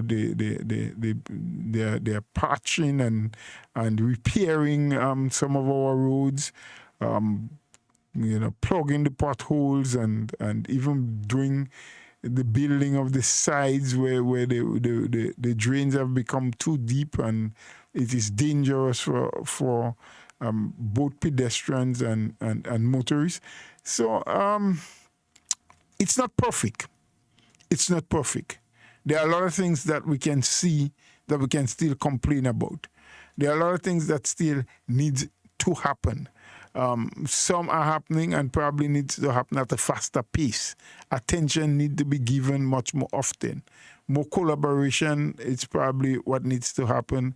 And of course, a lot more consultation with the people that are being affected, whether it's a sector or the ordinary citizens. But we have to accept and admit that work is being done. We do have another call coming in. Let's try and take this one again. Hello, caller. Good morning. Thank you for calling HARDTALK. Yes, good morning once again. Yes. While you're on the construction area, I want to direct your attention to the sidewalk on the Carriacou. And that is from the Rennick and Thompson area. Yes. Back to where those fishing boats should be. That left side is very, very bad, and anybody could just slip and fall into the water. The concrete is very broken up. Yes. It is something I know that they have been doing some studies on, because more than just this sidewalk, I have had the privilege to see some pictures from underneath, someone who has been able to take some underwater pictures. Yeah. And I mean, that has been lodged with the Ministry of Works, and I know something is being planned. There may be some major works. I am not at liberty because I don't have the information to say when, and I think it has to do more with probably getting the funding, or at least I don't even know if the design is completed yet. But that whole Carnage area is down to get some sort of work, some facelift, some expansion, whatever. The sand is receding from under the wall. Yes. You observe it on the surface because it's cracking. Yes. And it could, maybe if it hadn't sufficient steel, it would go away. Yes. So I looked at it for quite a number of years, though. But just the surfacing, for now, it needs to be done because, you see, it's dangerous for pedestrians. For pedestrian. Yes, so it's something that the Ministry of Works need to look into, and I'd remind the minister, because there are two other issues that was raised with me privately that I must bring to his attention. They're already done from the cigarette factory coming there into the bus town. Right? They've done some work there, so it just be continued along that line. Along the line there. All right? Great. Thank you. You're welcome. Yes, like I've said, a lot is being done. A lot more needs to be done, and we can always highlight the things that we see as being necessary, the areas that we think needs to be touched, that some attention needs to be given to. I don't expect all of it to be done at the same time, and even when we highlight an area or we complain about an area, one should not expect instant or immediate, except it's a case of emergency, because a lot of planning has to go into what should be done and how it should be done best and where the funding is coming from. So we'll take your calls. Good morning, caller. Welcome to HARDTALK. Good morning, Mr. Bowler. Good morning, dear. And how was your weekend? Very well, my weekend. I heard you got wet. I mentioned that I stayed in the garden even while it was raining to complete what I was doing. That was showers of blessing you got there. Yeah, of course, I think so. But just don't forget you have to dry your hair and things like that. Yeah, I don't have any hair, my dear. Oh, I'm Mr. Bola is a hairless man. Oh, my goodness. I sport a bald head, although I'm a Rasta in my mind, but and my head there's no hair. Well, they said bald-headed Rasta. Yeah. They don't have the hair in it. Morgan Heritage sang that you don't have to dread to be Rasta. Yes, I heard it. So Rasta in the heart, yes. Yeah, what we are saying that we got the river clean. I don't know if part of that is a success thereabout. The guys clean the river, and I got on our side the road clean and things like that. And still I want to thank the guys that did that. And I mean, come on, they're trying to brighten up the corner. Yes. But even before coming into the holiday, still they were doing work around the place before. But I don't know if any measure like putting up other structure in the area, if that is happening, because I'm not sure who is our representative right now. You do have a representative, my dear. They have one? Yes, it still is Mr. Tobias. Oh. Mr. Clement. Only that he's not with the government anymore. Right. But he's he's the parliamentary representative until an election is being called, or if he decides that he wants to resign from the position, because what he did was resign from the party, not from the parliament. All right. So if he decides he wants to resign from the parliament, then they may have to do what is called a by-election, meaning that just for that constituency, they would have to elect someone to represent. But still, he is the parliamentary rep. All right. Okay, because I was suggesting that seeing as I did not have one, would I be able to lend Mr. Boson to be... So you want to borrow one? To borrow Mr. Boson. Well, maybe you could still borrow, because sometimes people have things that are not so useful, Because I have a fork at home who I loaned it to a friend, and when he brought it back, the handle broke out. He broke the handle. I don't know what he went and do. Maybe dig concrete or something. I don't know what he did. So I had to take it now to a welder to make up a handle for me. So I have a fork, but it's not very useful to me. Now, I'm not saying that your parliamentary rep is not useful, but sometimes, you may have something, but you may still have to borrow. So you could still make some plea to borrow Mr. Boson until...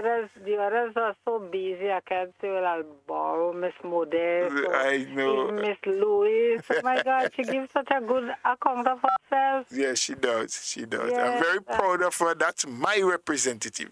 Very much so. Well, you have a spot up there that we can get? Well, I don't want to tell you no. What I can tell you is that in our little area of the northeast St. Andrews, the government per se doesn't have land, because there's so many people coming, but government don't own land within the constituency.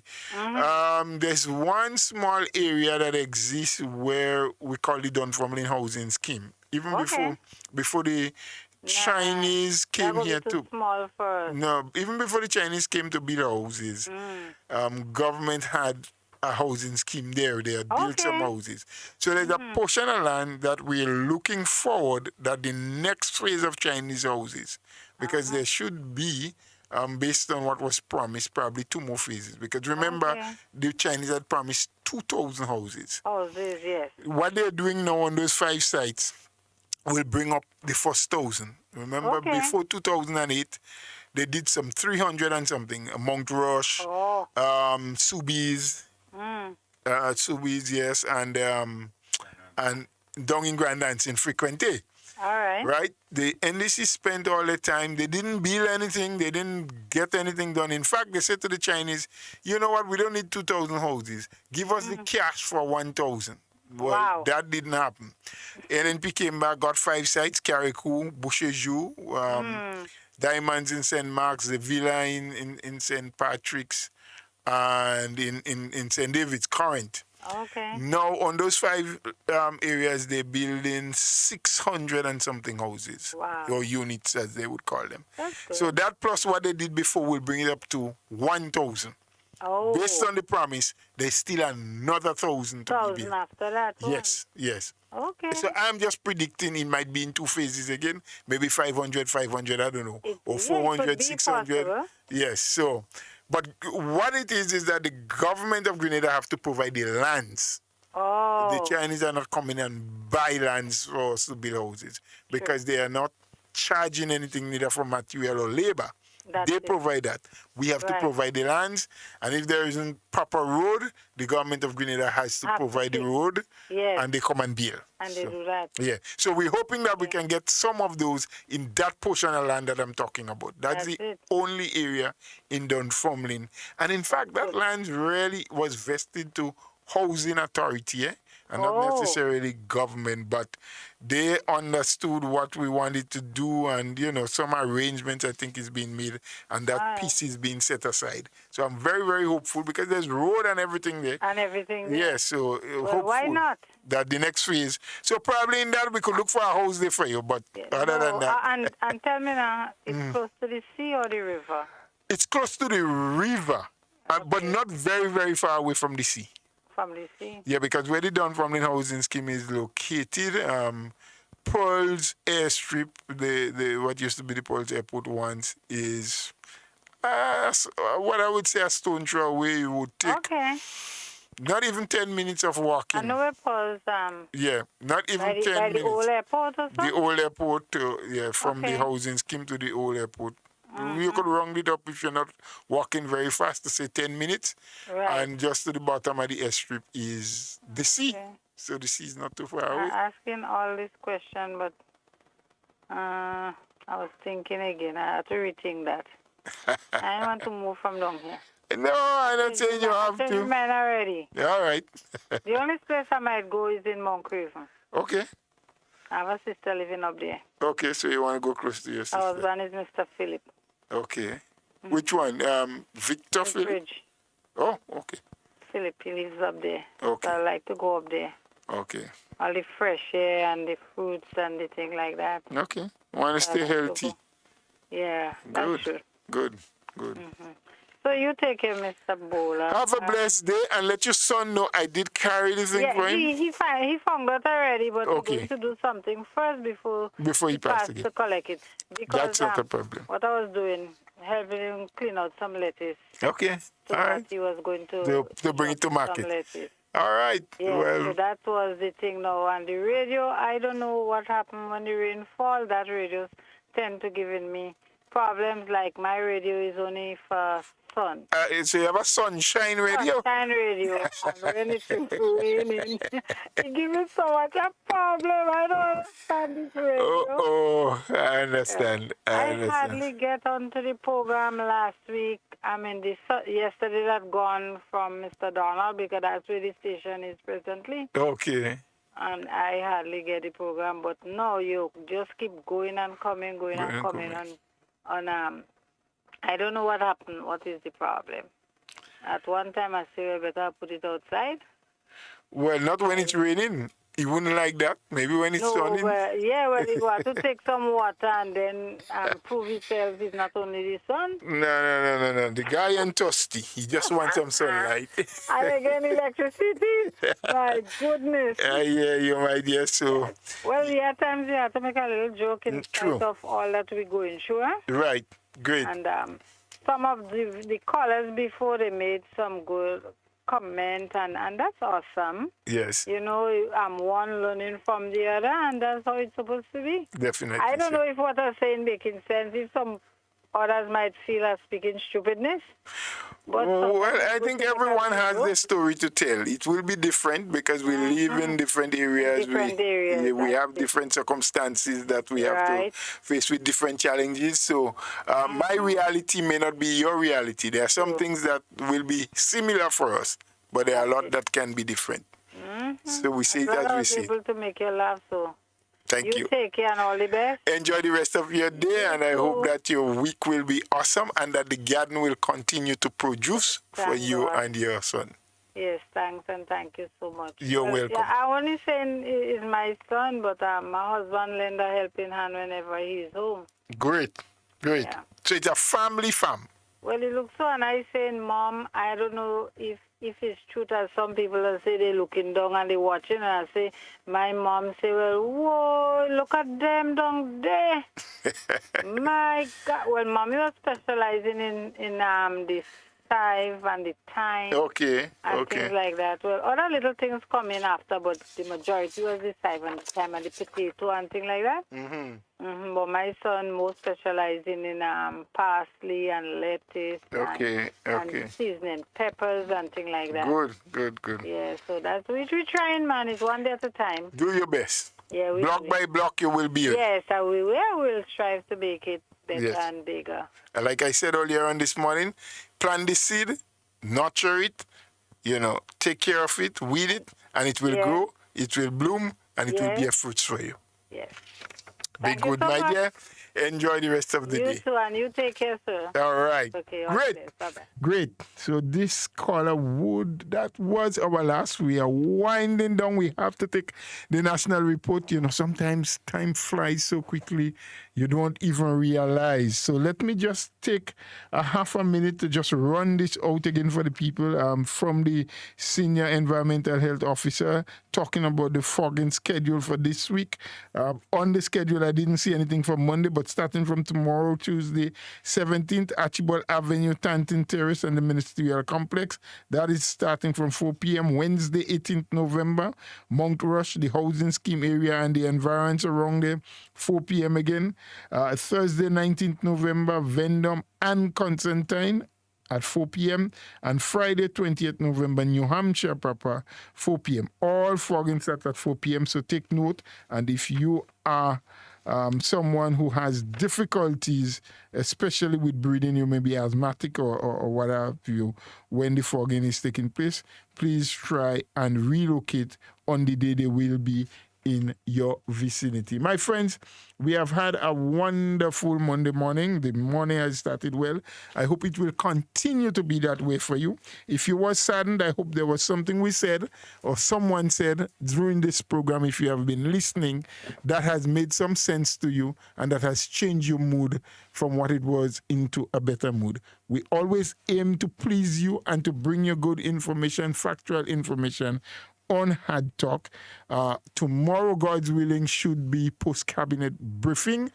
And following that, we most likely will do a repeat of an interview we did with Mr. Johnny Callis last week, talking about youth in conflict with the law.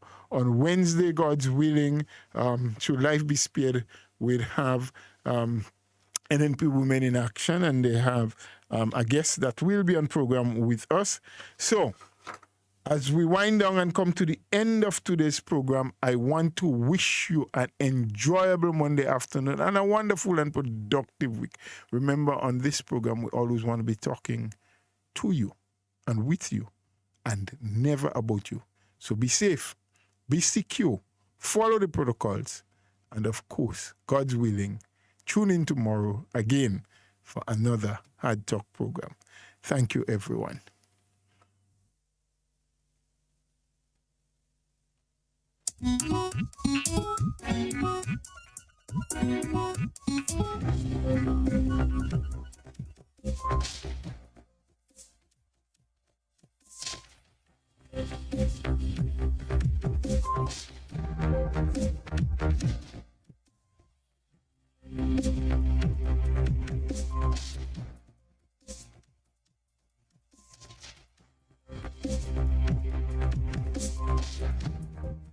Growing concern over worsening COVID-19 pandemic prompts decision by SGU to continue classes online for January 2021. Details to this story and more in the national report.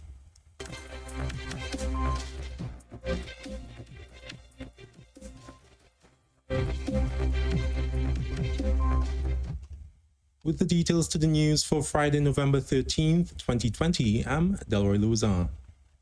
Students who attend the St. George's University will not be returning to the campus in January 2021. but will instead continue their studies online. SGU Chancellor Dr. Charles Modica says their leadership team looked at the possibility of a return to campus at the start of the new year, but they have concluded that it would be best to continue studies online in the face of rising COVID-19 cases around the world. Out of an abundance of caution for our students, faculty, staff, and the people of Grenada, and the capacity of the local healthcare system, SGU has decided to maintain distance education for the January term.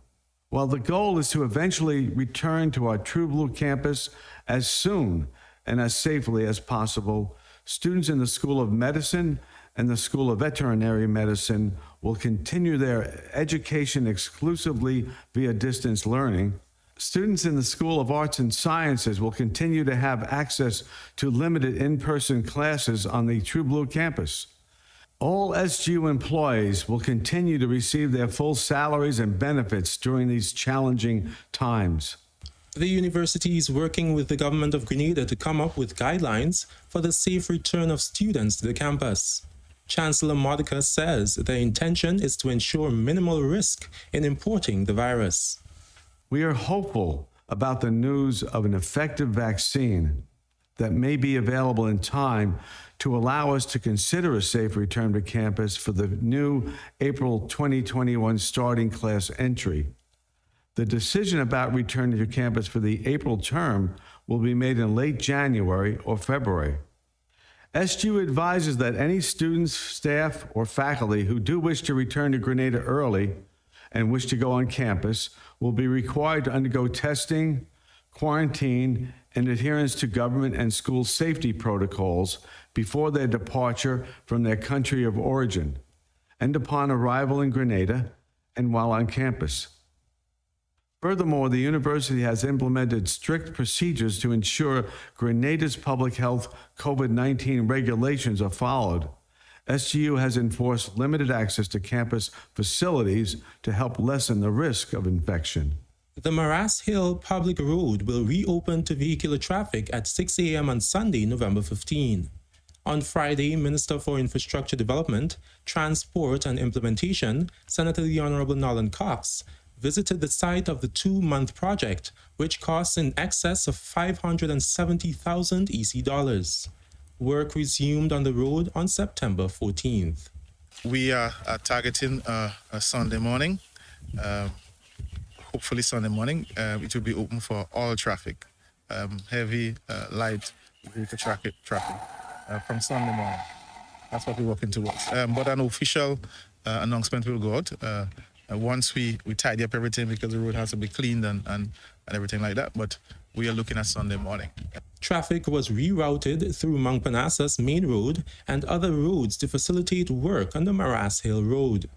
GIS spoke with Desmond John, Senior Project Manager employed with Sunrise Construction, Inc.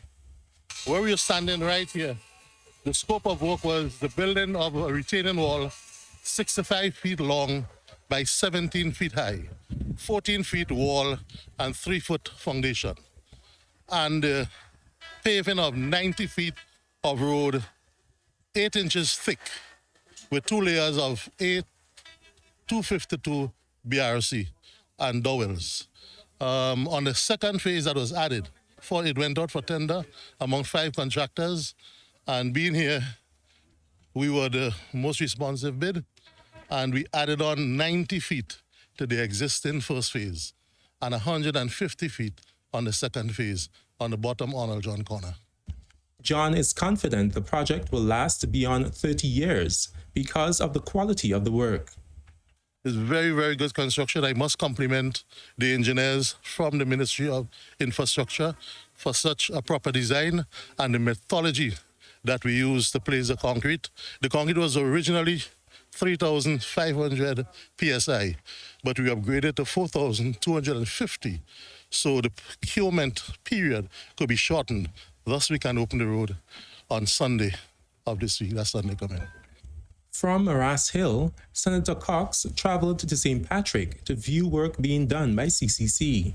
He says their emphasis will be on capital projects in the coming months. We are focusing on our capital projects, capital investment projects. Those projects are important to stimulate economic activity, to create jobs for our persons who may have lost jobs of course, in the hospitality sector, and there might be an opportunity for them to get jobs in the construction sector. This sector, we believe, is what is going to be driving Grenada's economy over the next 12 months or so. And so a lot of pressure is on the Ministry of Infrastructure right now to ensure that we implement those projects as quickly and as safely as much as possible. That is our mandate, and that is what we're working towards. So a lot of work you will see happening going forward within the next 4 to 6 months in terms of projects coming on stream. That will be happening from the ministry's end. Meanwhile, the Ministry of Infrastructure Development has commenced work on the main road linking Red Gate to Pedmota St. David. One lane of the road will be closed from Monday 16th November 2020 to facilitate the construction of a culvert and adjoining box drain to improve the drainage in the area. Work to reinstate a section of the damaged pavement will take place subsequently. The work is planned for 8 weeks. This is the National Report. More news after the break. It's that time again when you can nominate a person or business making significant contributions to the tourism industry in Grenada, Carriacou, and Petite Martinique as part of the People's Tourism Choice Awards, Pure Safe Travels Edition. Nominations can be submitted via Grenada Tourism Authority at gmail.com, stating the name and address of the nominee, the category, and a supporting paragraph as to why they should be recognized. Categories include creativity and innovation, new tourism business, virtual leaders, new tours, training, resilience, transportation, service excellence, special awards, and memorabilia or merchandising. Nominations for these categories end on Wednesday, 18th November at midnight. The winners and award ceremony will be announced at the end of Tourism Awareness Month. Visit www.puregrenada.com/blog for more information. The People's Tourism Choice Awards, Pure Safe Travels Edition. Welcome back. The U.S. Embassy in Bridgetown will resume processing routine B1, B2 non-immigrant tourist and business visas from Monday, November 16. The first interview appointment date available will be December 1st. At this time, U.S. Embassy Bridgetown is only able to interview citizens and permanent residents within its Eastern Caribbean Consular District. The embassy says individuals residing outside of the Eastern Caribbean should not attempt to travel to Barbados to apply for a U.S. visa.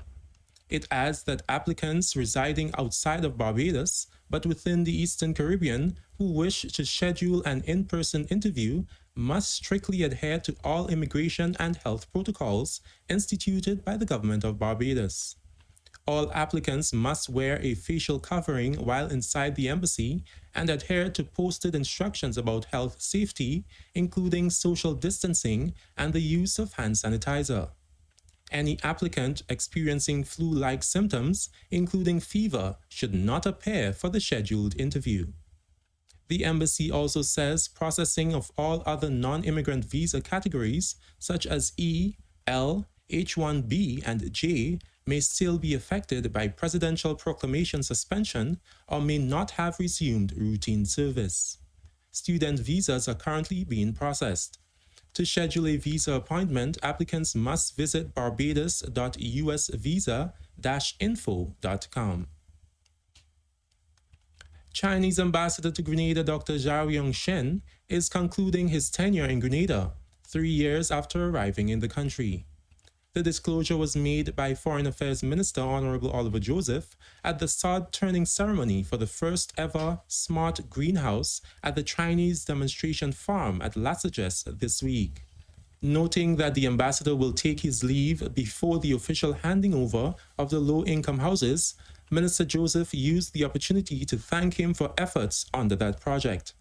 This ambassador spent the last 3 years ensuring that Grenada got the houses for low-income people that we so deserve.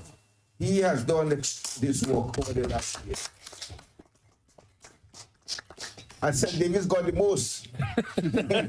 Well, of course, we are the largest constituency. So we have to deal with proportionality, not equality. So we got 225 housing units. And again, because the ambassador recognizing the need in St. David's, because that's the main issue in St. David's, you know. Every time I go to my constituency office on a Thursday, 6 out of every 10 persons that come is about housing. So there's a great need, and this 225 housing units will go a long way in solving the housing problem in St. David's. He said recognition must be given to Ambassador Zhao for the work done over the years. The ambassador leaving us shortly, and he would not be here.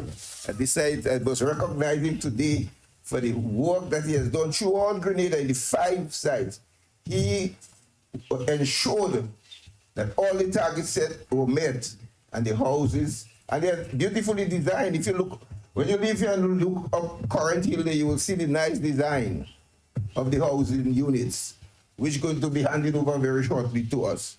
That story concludes the National Report for Friday, 13th November 2020. Recapping the headline, growing concern over worsening COVID-19 pandemic prompts decision by SGU to continue classes online for January 2021. That's all from us here at the GIS Newsroom. On behalf of the entire news team, I'm Delroy Luzon. Thank you for joining us. We'll see you next time.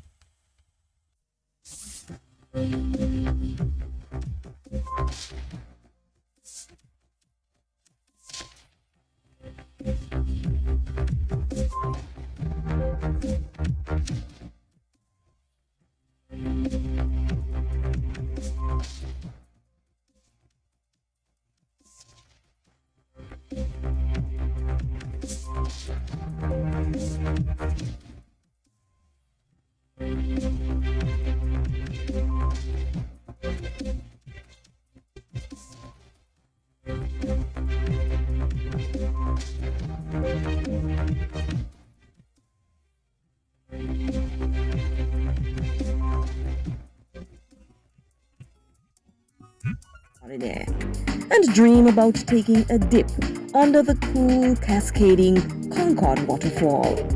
We are Grenada, dreaming of welcoming you back to our shores with love from Grenada, Carriacou, and Petite Martinique.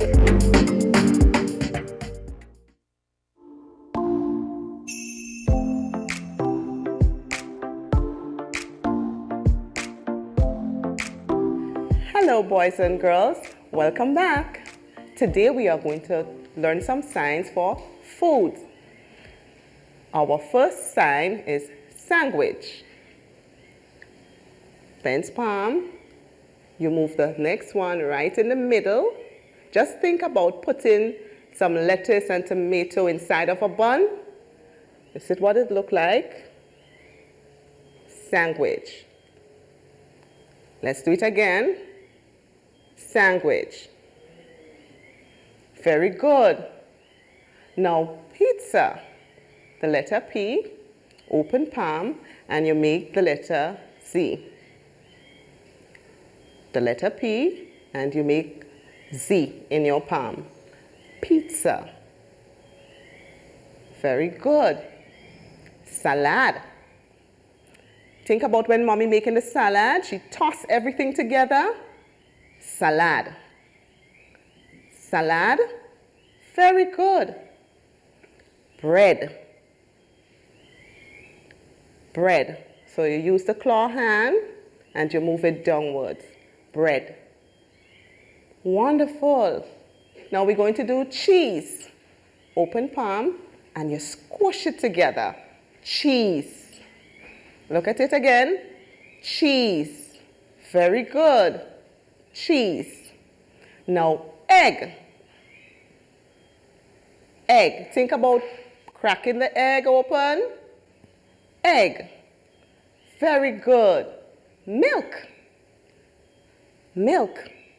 Think about milking a cow. Have you ever seen somebody milk a cow on the farm? Milk. Very good. Nuts. Take your thumb Put it at your teeth and you flick it out. Nuts.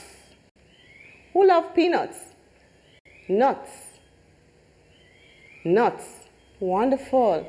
I like popcorn. Our last word is popcorn. Popcorn. Think about how the corn popping in the pot, one after the other. Pop, pop, pop. Popcorn. Very good. Now let us review. Sandwich, pizza, salad, bread, cheese, egg, milk, nuts, popcorn. Wonderful. That's it for today. See you again next time. Remember, stay safe. Bye-bye. Remember, wear a mask. Stay safe. Bye-bye.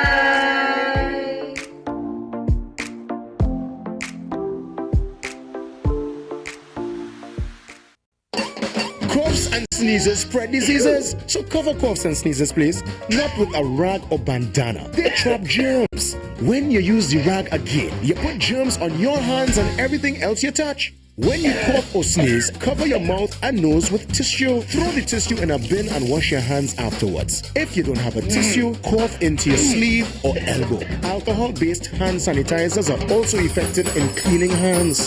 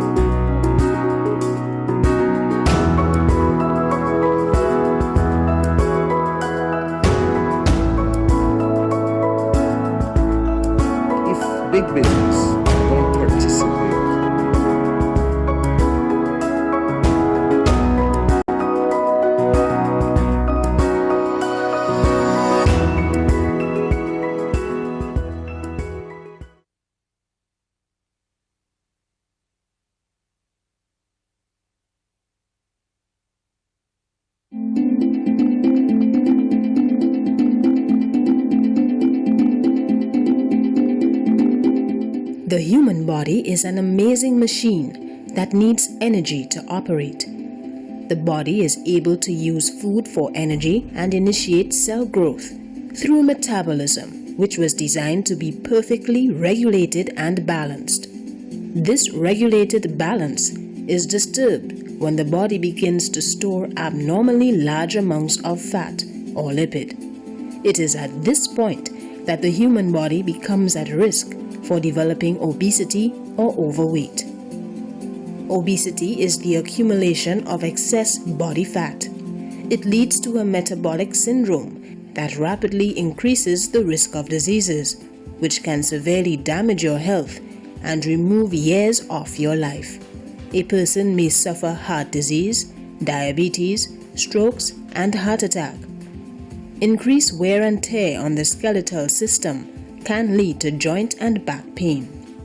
Within the chronic disease spectrum, we have noticed that almost all of the patients who are diabetic are also hypertensive or high cholesterol. And so the three of them seems to go hand in hand. What we've also noticed is that most of these patients who are high cholesterol diabetes, even if before they become outrightly hypertensive and diabetic, we also find that most of these people are overweight. If you are overweight and your blood pressure is on the verge of getting up there, your blood sugar is at the verge of getting up there, or even your cholesterol is at the verge, we'd say that you have sort of metabolic syndrome. You are someone that we know will develop one or two of the, during your lifetime. So we know that there is a very close relationship between diabetes, hypertension, and cholesterol. And hence the reason why doing just one of the actions, which is controlling your weight and exercising, has the added benefit of controlling all three together. This is so important that some patients who are actually diabetic, some physicians will put them on medication to control the cholesterol and the pressure, even if the cholesterol and pressure is not outrightly high. And this underscores why we think it's important that all three be controlled at the same time, because they come hand in hand in most patients that we see.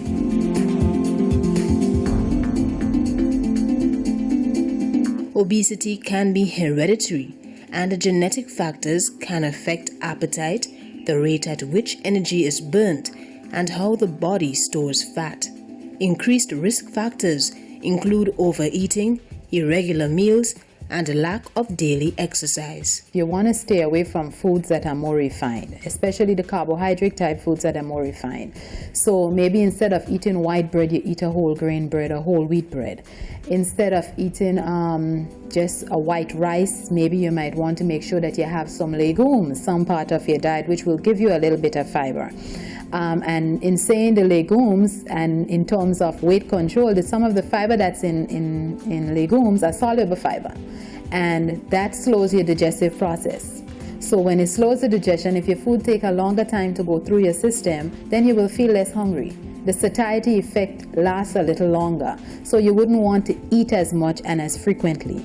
Using a lot of vegetables and not cooking the vegetables, overcooking it, but just steaming it to break the crisp, and whatever vegetables you can eat raw, you eat it raw. Cabbage and carrot don't have to be cooked.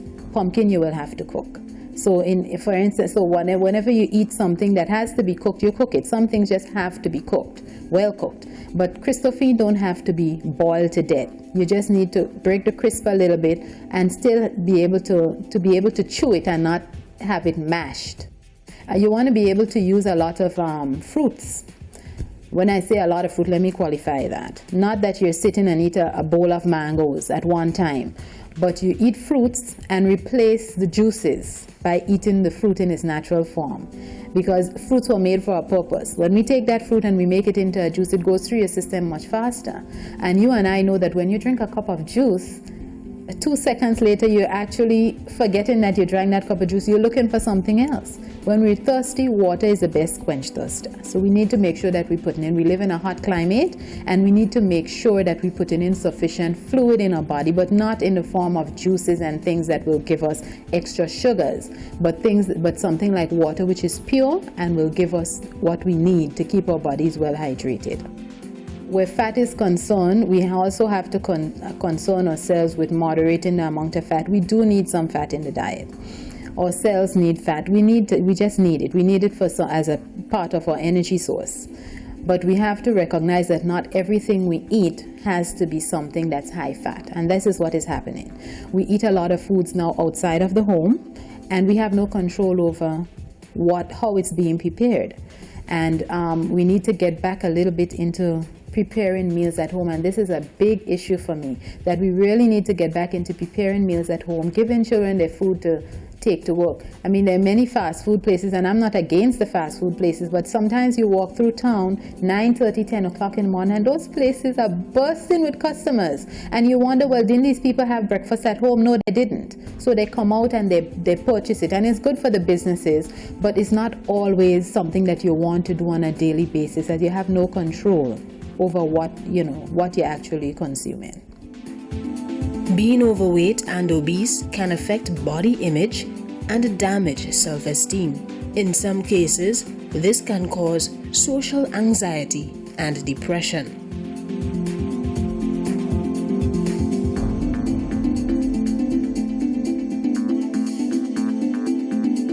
The risk of developing health problems increases as the body mass index increases. The body mass index is a measure commonly used to determine overweight and can also be used to diagnose obesity. The body mass index is a mathematical formula that is used to calculate the body mass index, and it takes into account your height and your weight and tells you on what scale you are. And on average, between 18 and 25 is considered normal for most persons. If you're above 25, you're considered overweight, and certainly if you're above 30, you'll be considered obese. So for most persons out there, knowing your BMI, that is knowing your height and weight relationship and plugging it into that formula, can actually tell you. The drawback with the body mass index is that it doesn't account for body composition. So it doesn't tell you whether your weight is muscle or whether it's fat. So then there are other ways of measuring body fat composition. So you do a tricep skin fold, or you do a subscapular skin fold, or you can measure here. And that using another table that you would be able to tell the person's percentage body fat.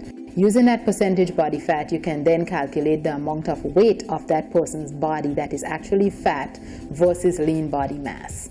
So that is another way of qualifying when you say that someone is obese, because you can have a 300-pound muscle man and you can have a 300-pound, 5-foot-tall woman.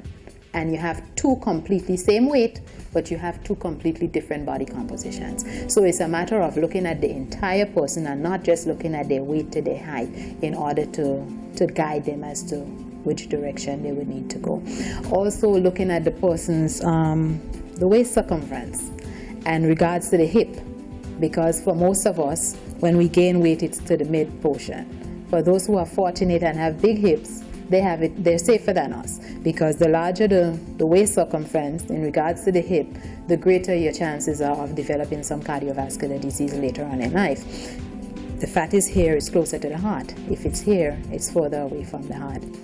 In the long term, overweight and obesity can cause severe damage to the body.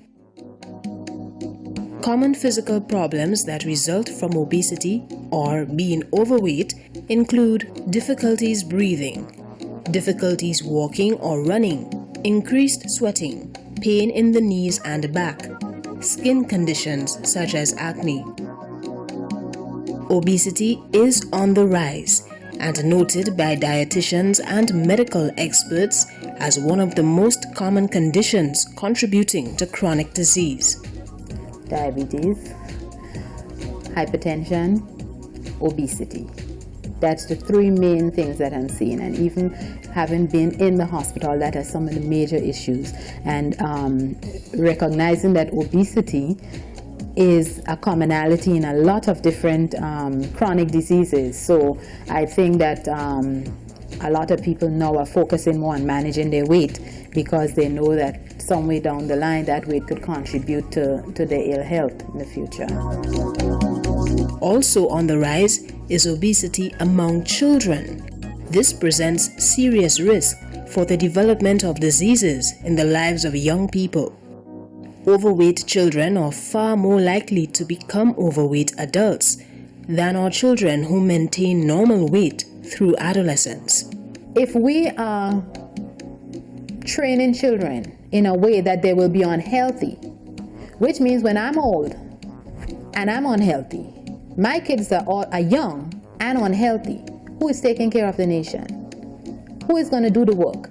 So I have to preserve that. As a parent, it is my responsibility to preserve that and to make sure that my children grow up in a healthy way, and that I assist them in controlling their weight. You can't control everything kids do, because they go to school, you go to work. You have no idea what they do, right? But you can control the amount of money you put into your kids' hands to buy things out there. You can pack your kids' lunch, and you can pack a snack, and at least you know you have that. And if they have that, chances of them going out to purchase something may not happen, or at least it will happen less frequently. So children need to be fed. You don't need to deprive them. You need to feed them, but you have to keep a tab on what you're feeding them. Just as you feed yourself a balanced diet, kids need a balanced diet. We need to make sure that our kids are not sedentary and not sitting around. And one of the things, I've recently completed a course on childhood and adolescent weight management, and one of the things that were reinforced is setting a 2-hour limit for sedentary activity. So a child should not be watching television more than 2 hours a day, or especially a child who is at risk, who you see is leading in the way of becoming overweight. So you regulate that.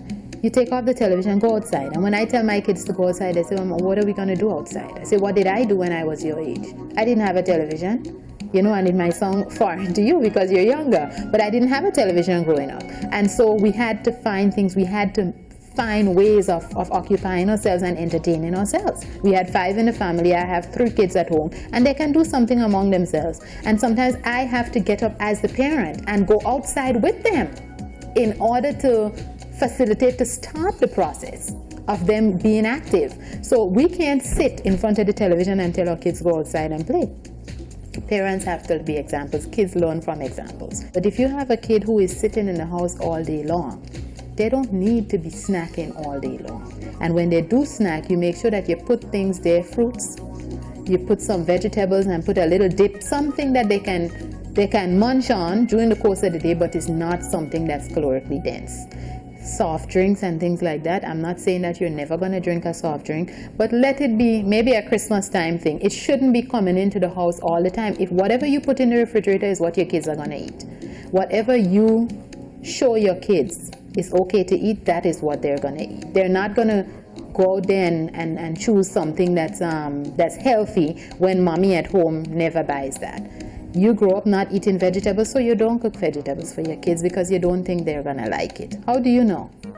Unless you try it, and then you don't just try something with a kid and say, well, they don't like it. You have to try to find innovative ways of including it in a meal. You cook a pilau, and your kids won't eat peas, so you put some dry peas in there. You can put lentils in there, you can put dry pigeon peas in there. You have some mixed vegetables in a frozen packet, you put it in there too. When they eat it, they're going to get the vegetables in. So we have to find ways of innovatively putting things into the diet and not necessarily bombarding our kids and eat, because that can have a negative impact as well.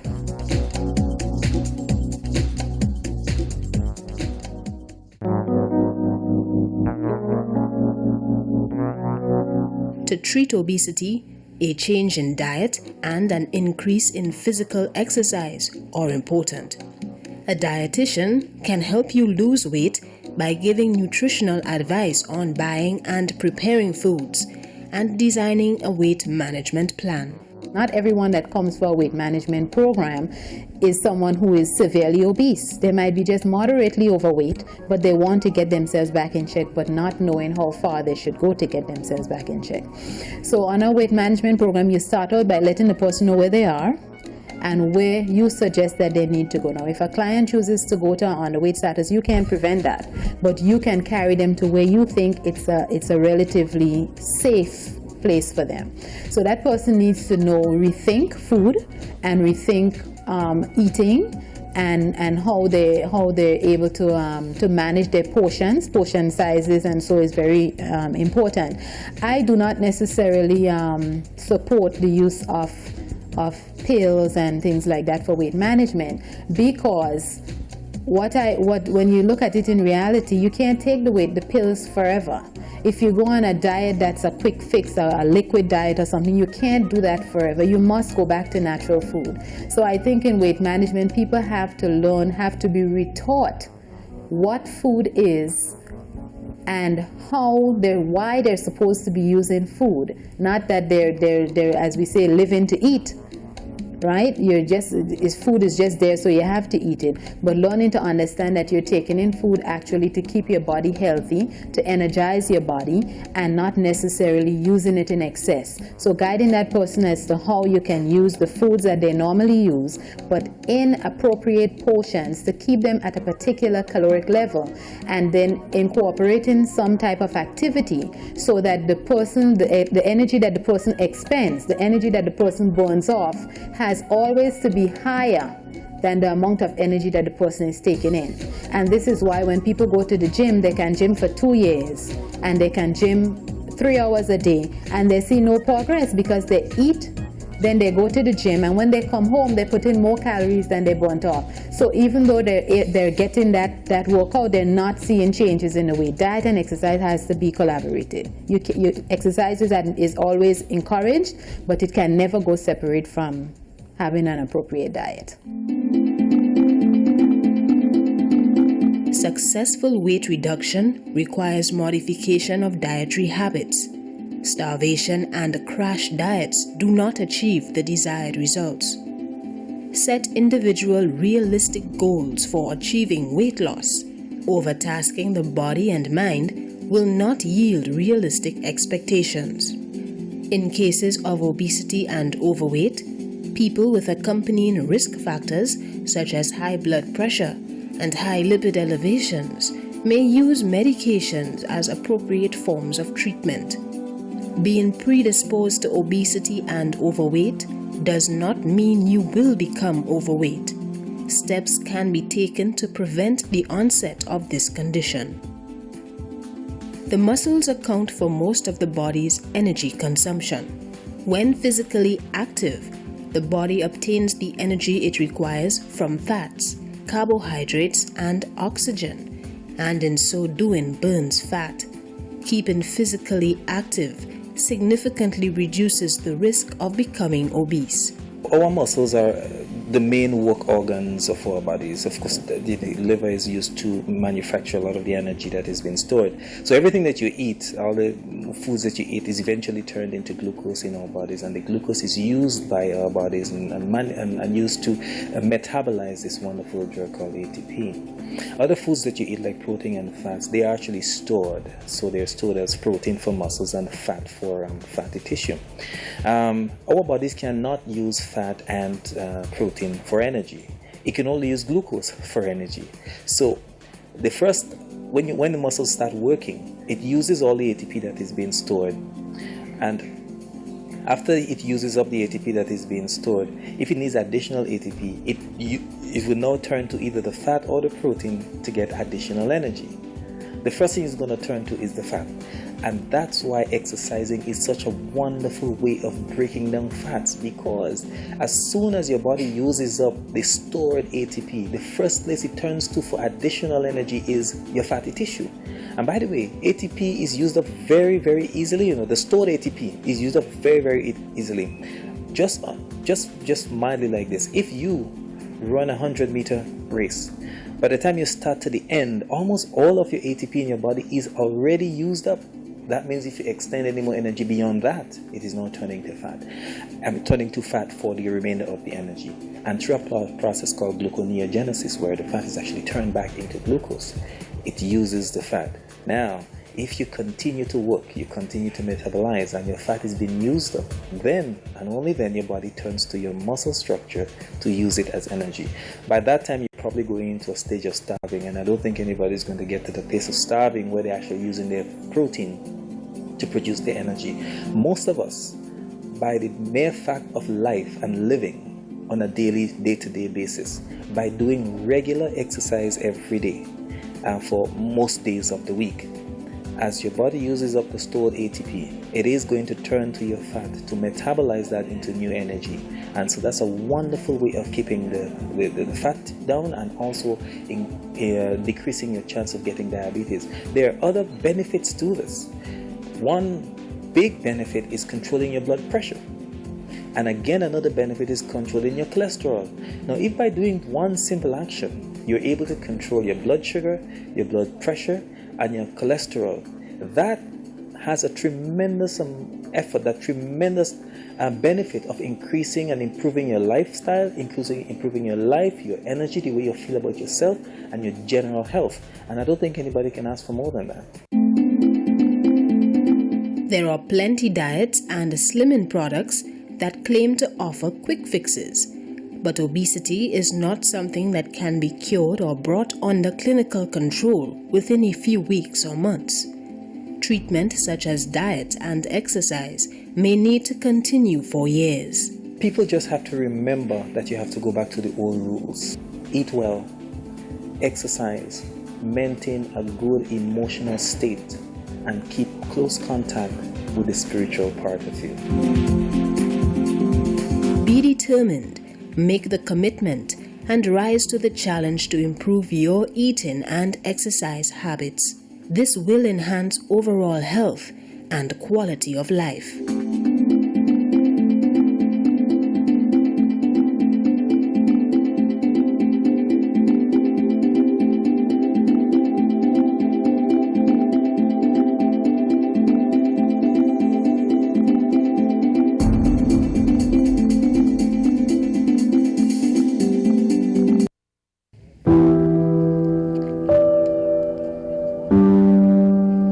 Hey man, what happened to you? My cancer one. Cancer got with the next one. Cancer?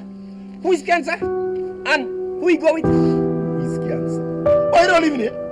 My cancer is a disease caused by too much abnormal cells in a part in the body. That cancer is a real killer. Yeah, cancer should be in prison. But by the way, who cancer kill? Mr. Jello last son. You mean Jackson? Oh, and he was so young and never thought cancer does kill young people so. My cancer is no respect of age, race, gender, nothing. You're telling me? I hear you have over 25 different types of cancer. Like cancer then style now? Cancer more popular than them damagings and them? And from what I research, early detection, exercise, and healthy eating is your best chance of fighting against this terrible disease. Let's intensify our fight against cancer. Regular screening, constant exercising, and healthy eating habits are the key to winning the battle against cancer.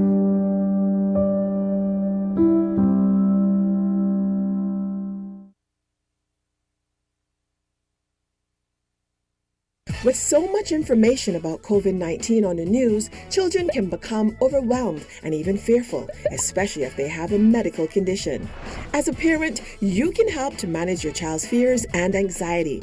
Provide your child with the correct information about the virus. Remind them to wash their hands frequently with soap and water and to cover their cough and sneezes with a tissue or into their elbow. Monitor what your child sees about COVID-19, especially on social media, where the information may be misleading. Be aware of your own response. Instead of panicking or appearing anxious, reacting calmly could help to allay your child's fears and anxiety, and they too will model your behavior. Remember, how your child responds is dependent on you.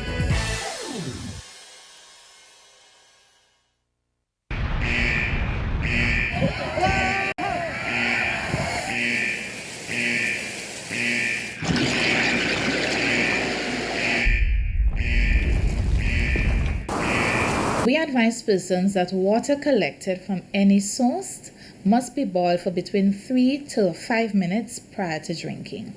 And of course, if you are uncertain of the water quality that you believe that you would have collected, we encourage vigorous boiling, as I've noted before, for 3 to 5 minutes. Allow it to sanitize, let it cool out. If you need to apply a temporary treatment in the form of hypochlorite bleach, we encourage persons to use the regular household bleach from the home laundry or grocery store. Do not use bleach that has a fragrance or that has a scent. We encourage persons also to read the label. It should be 5.25%. And what we also encourage persons is that they can add 16 drops of bleach to 1 gallon of water. Let it stir. Let it stand at least 30 minutes.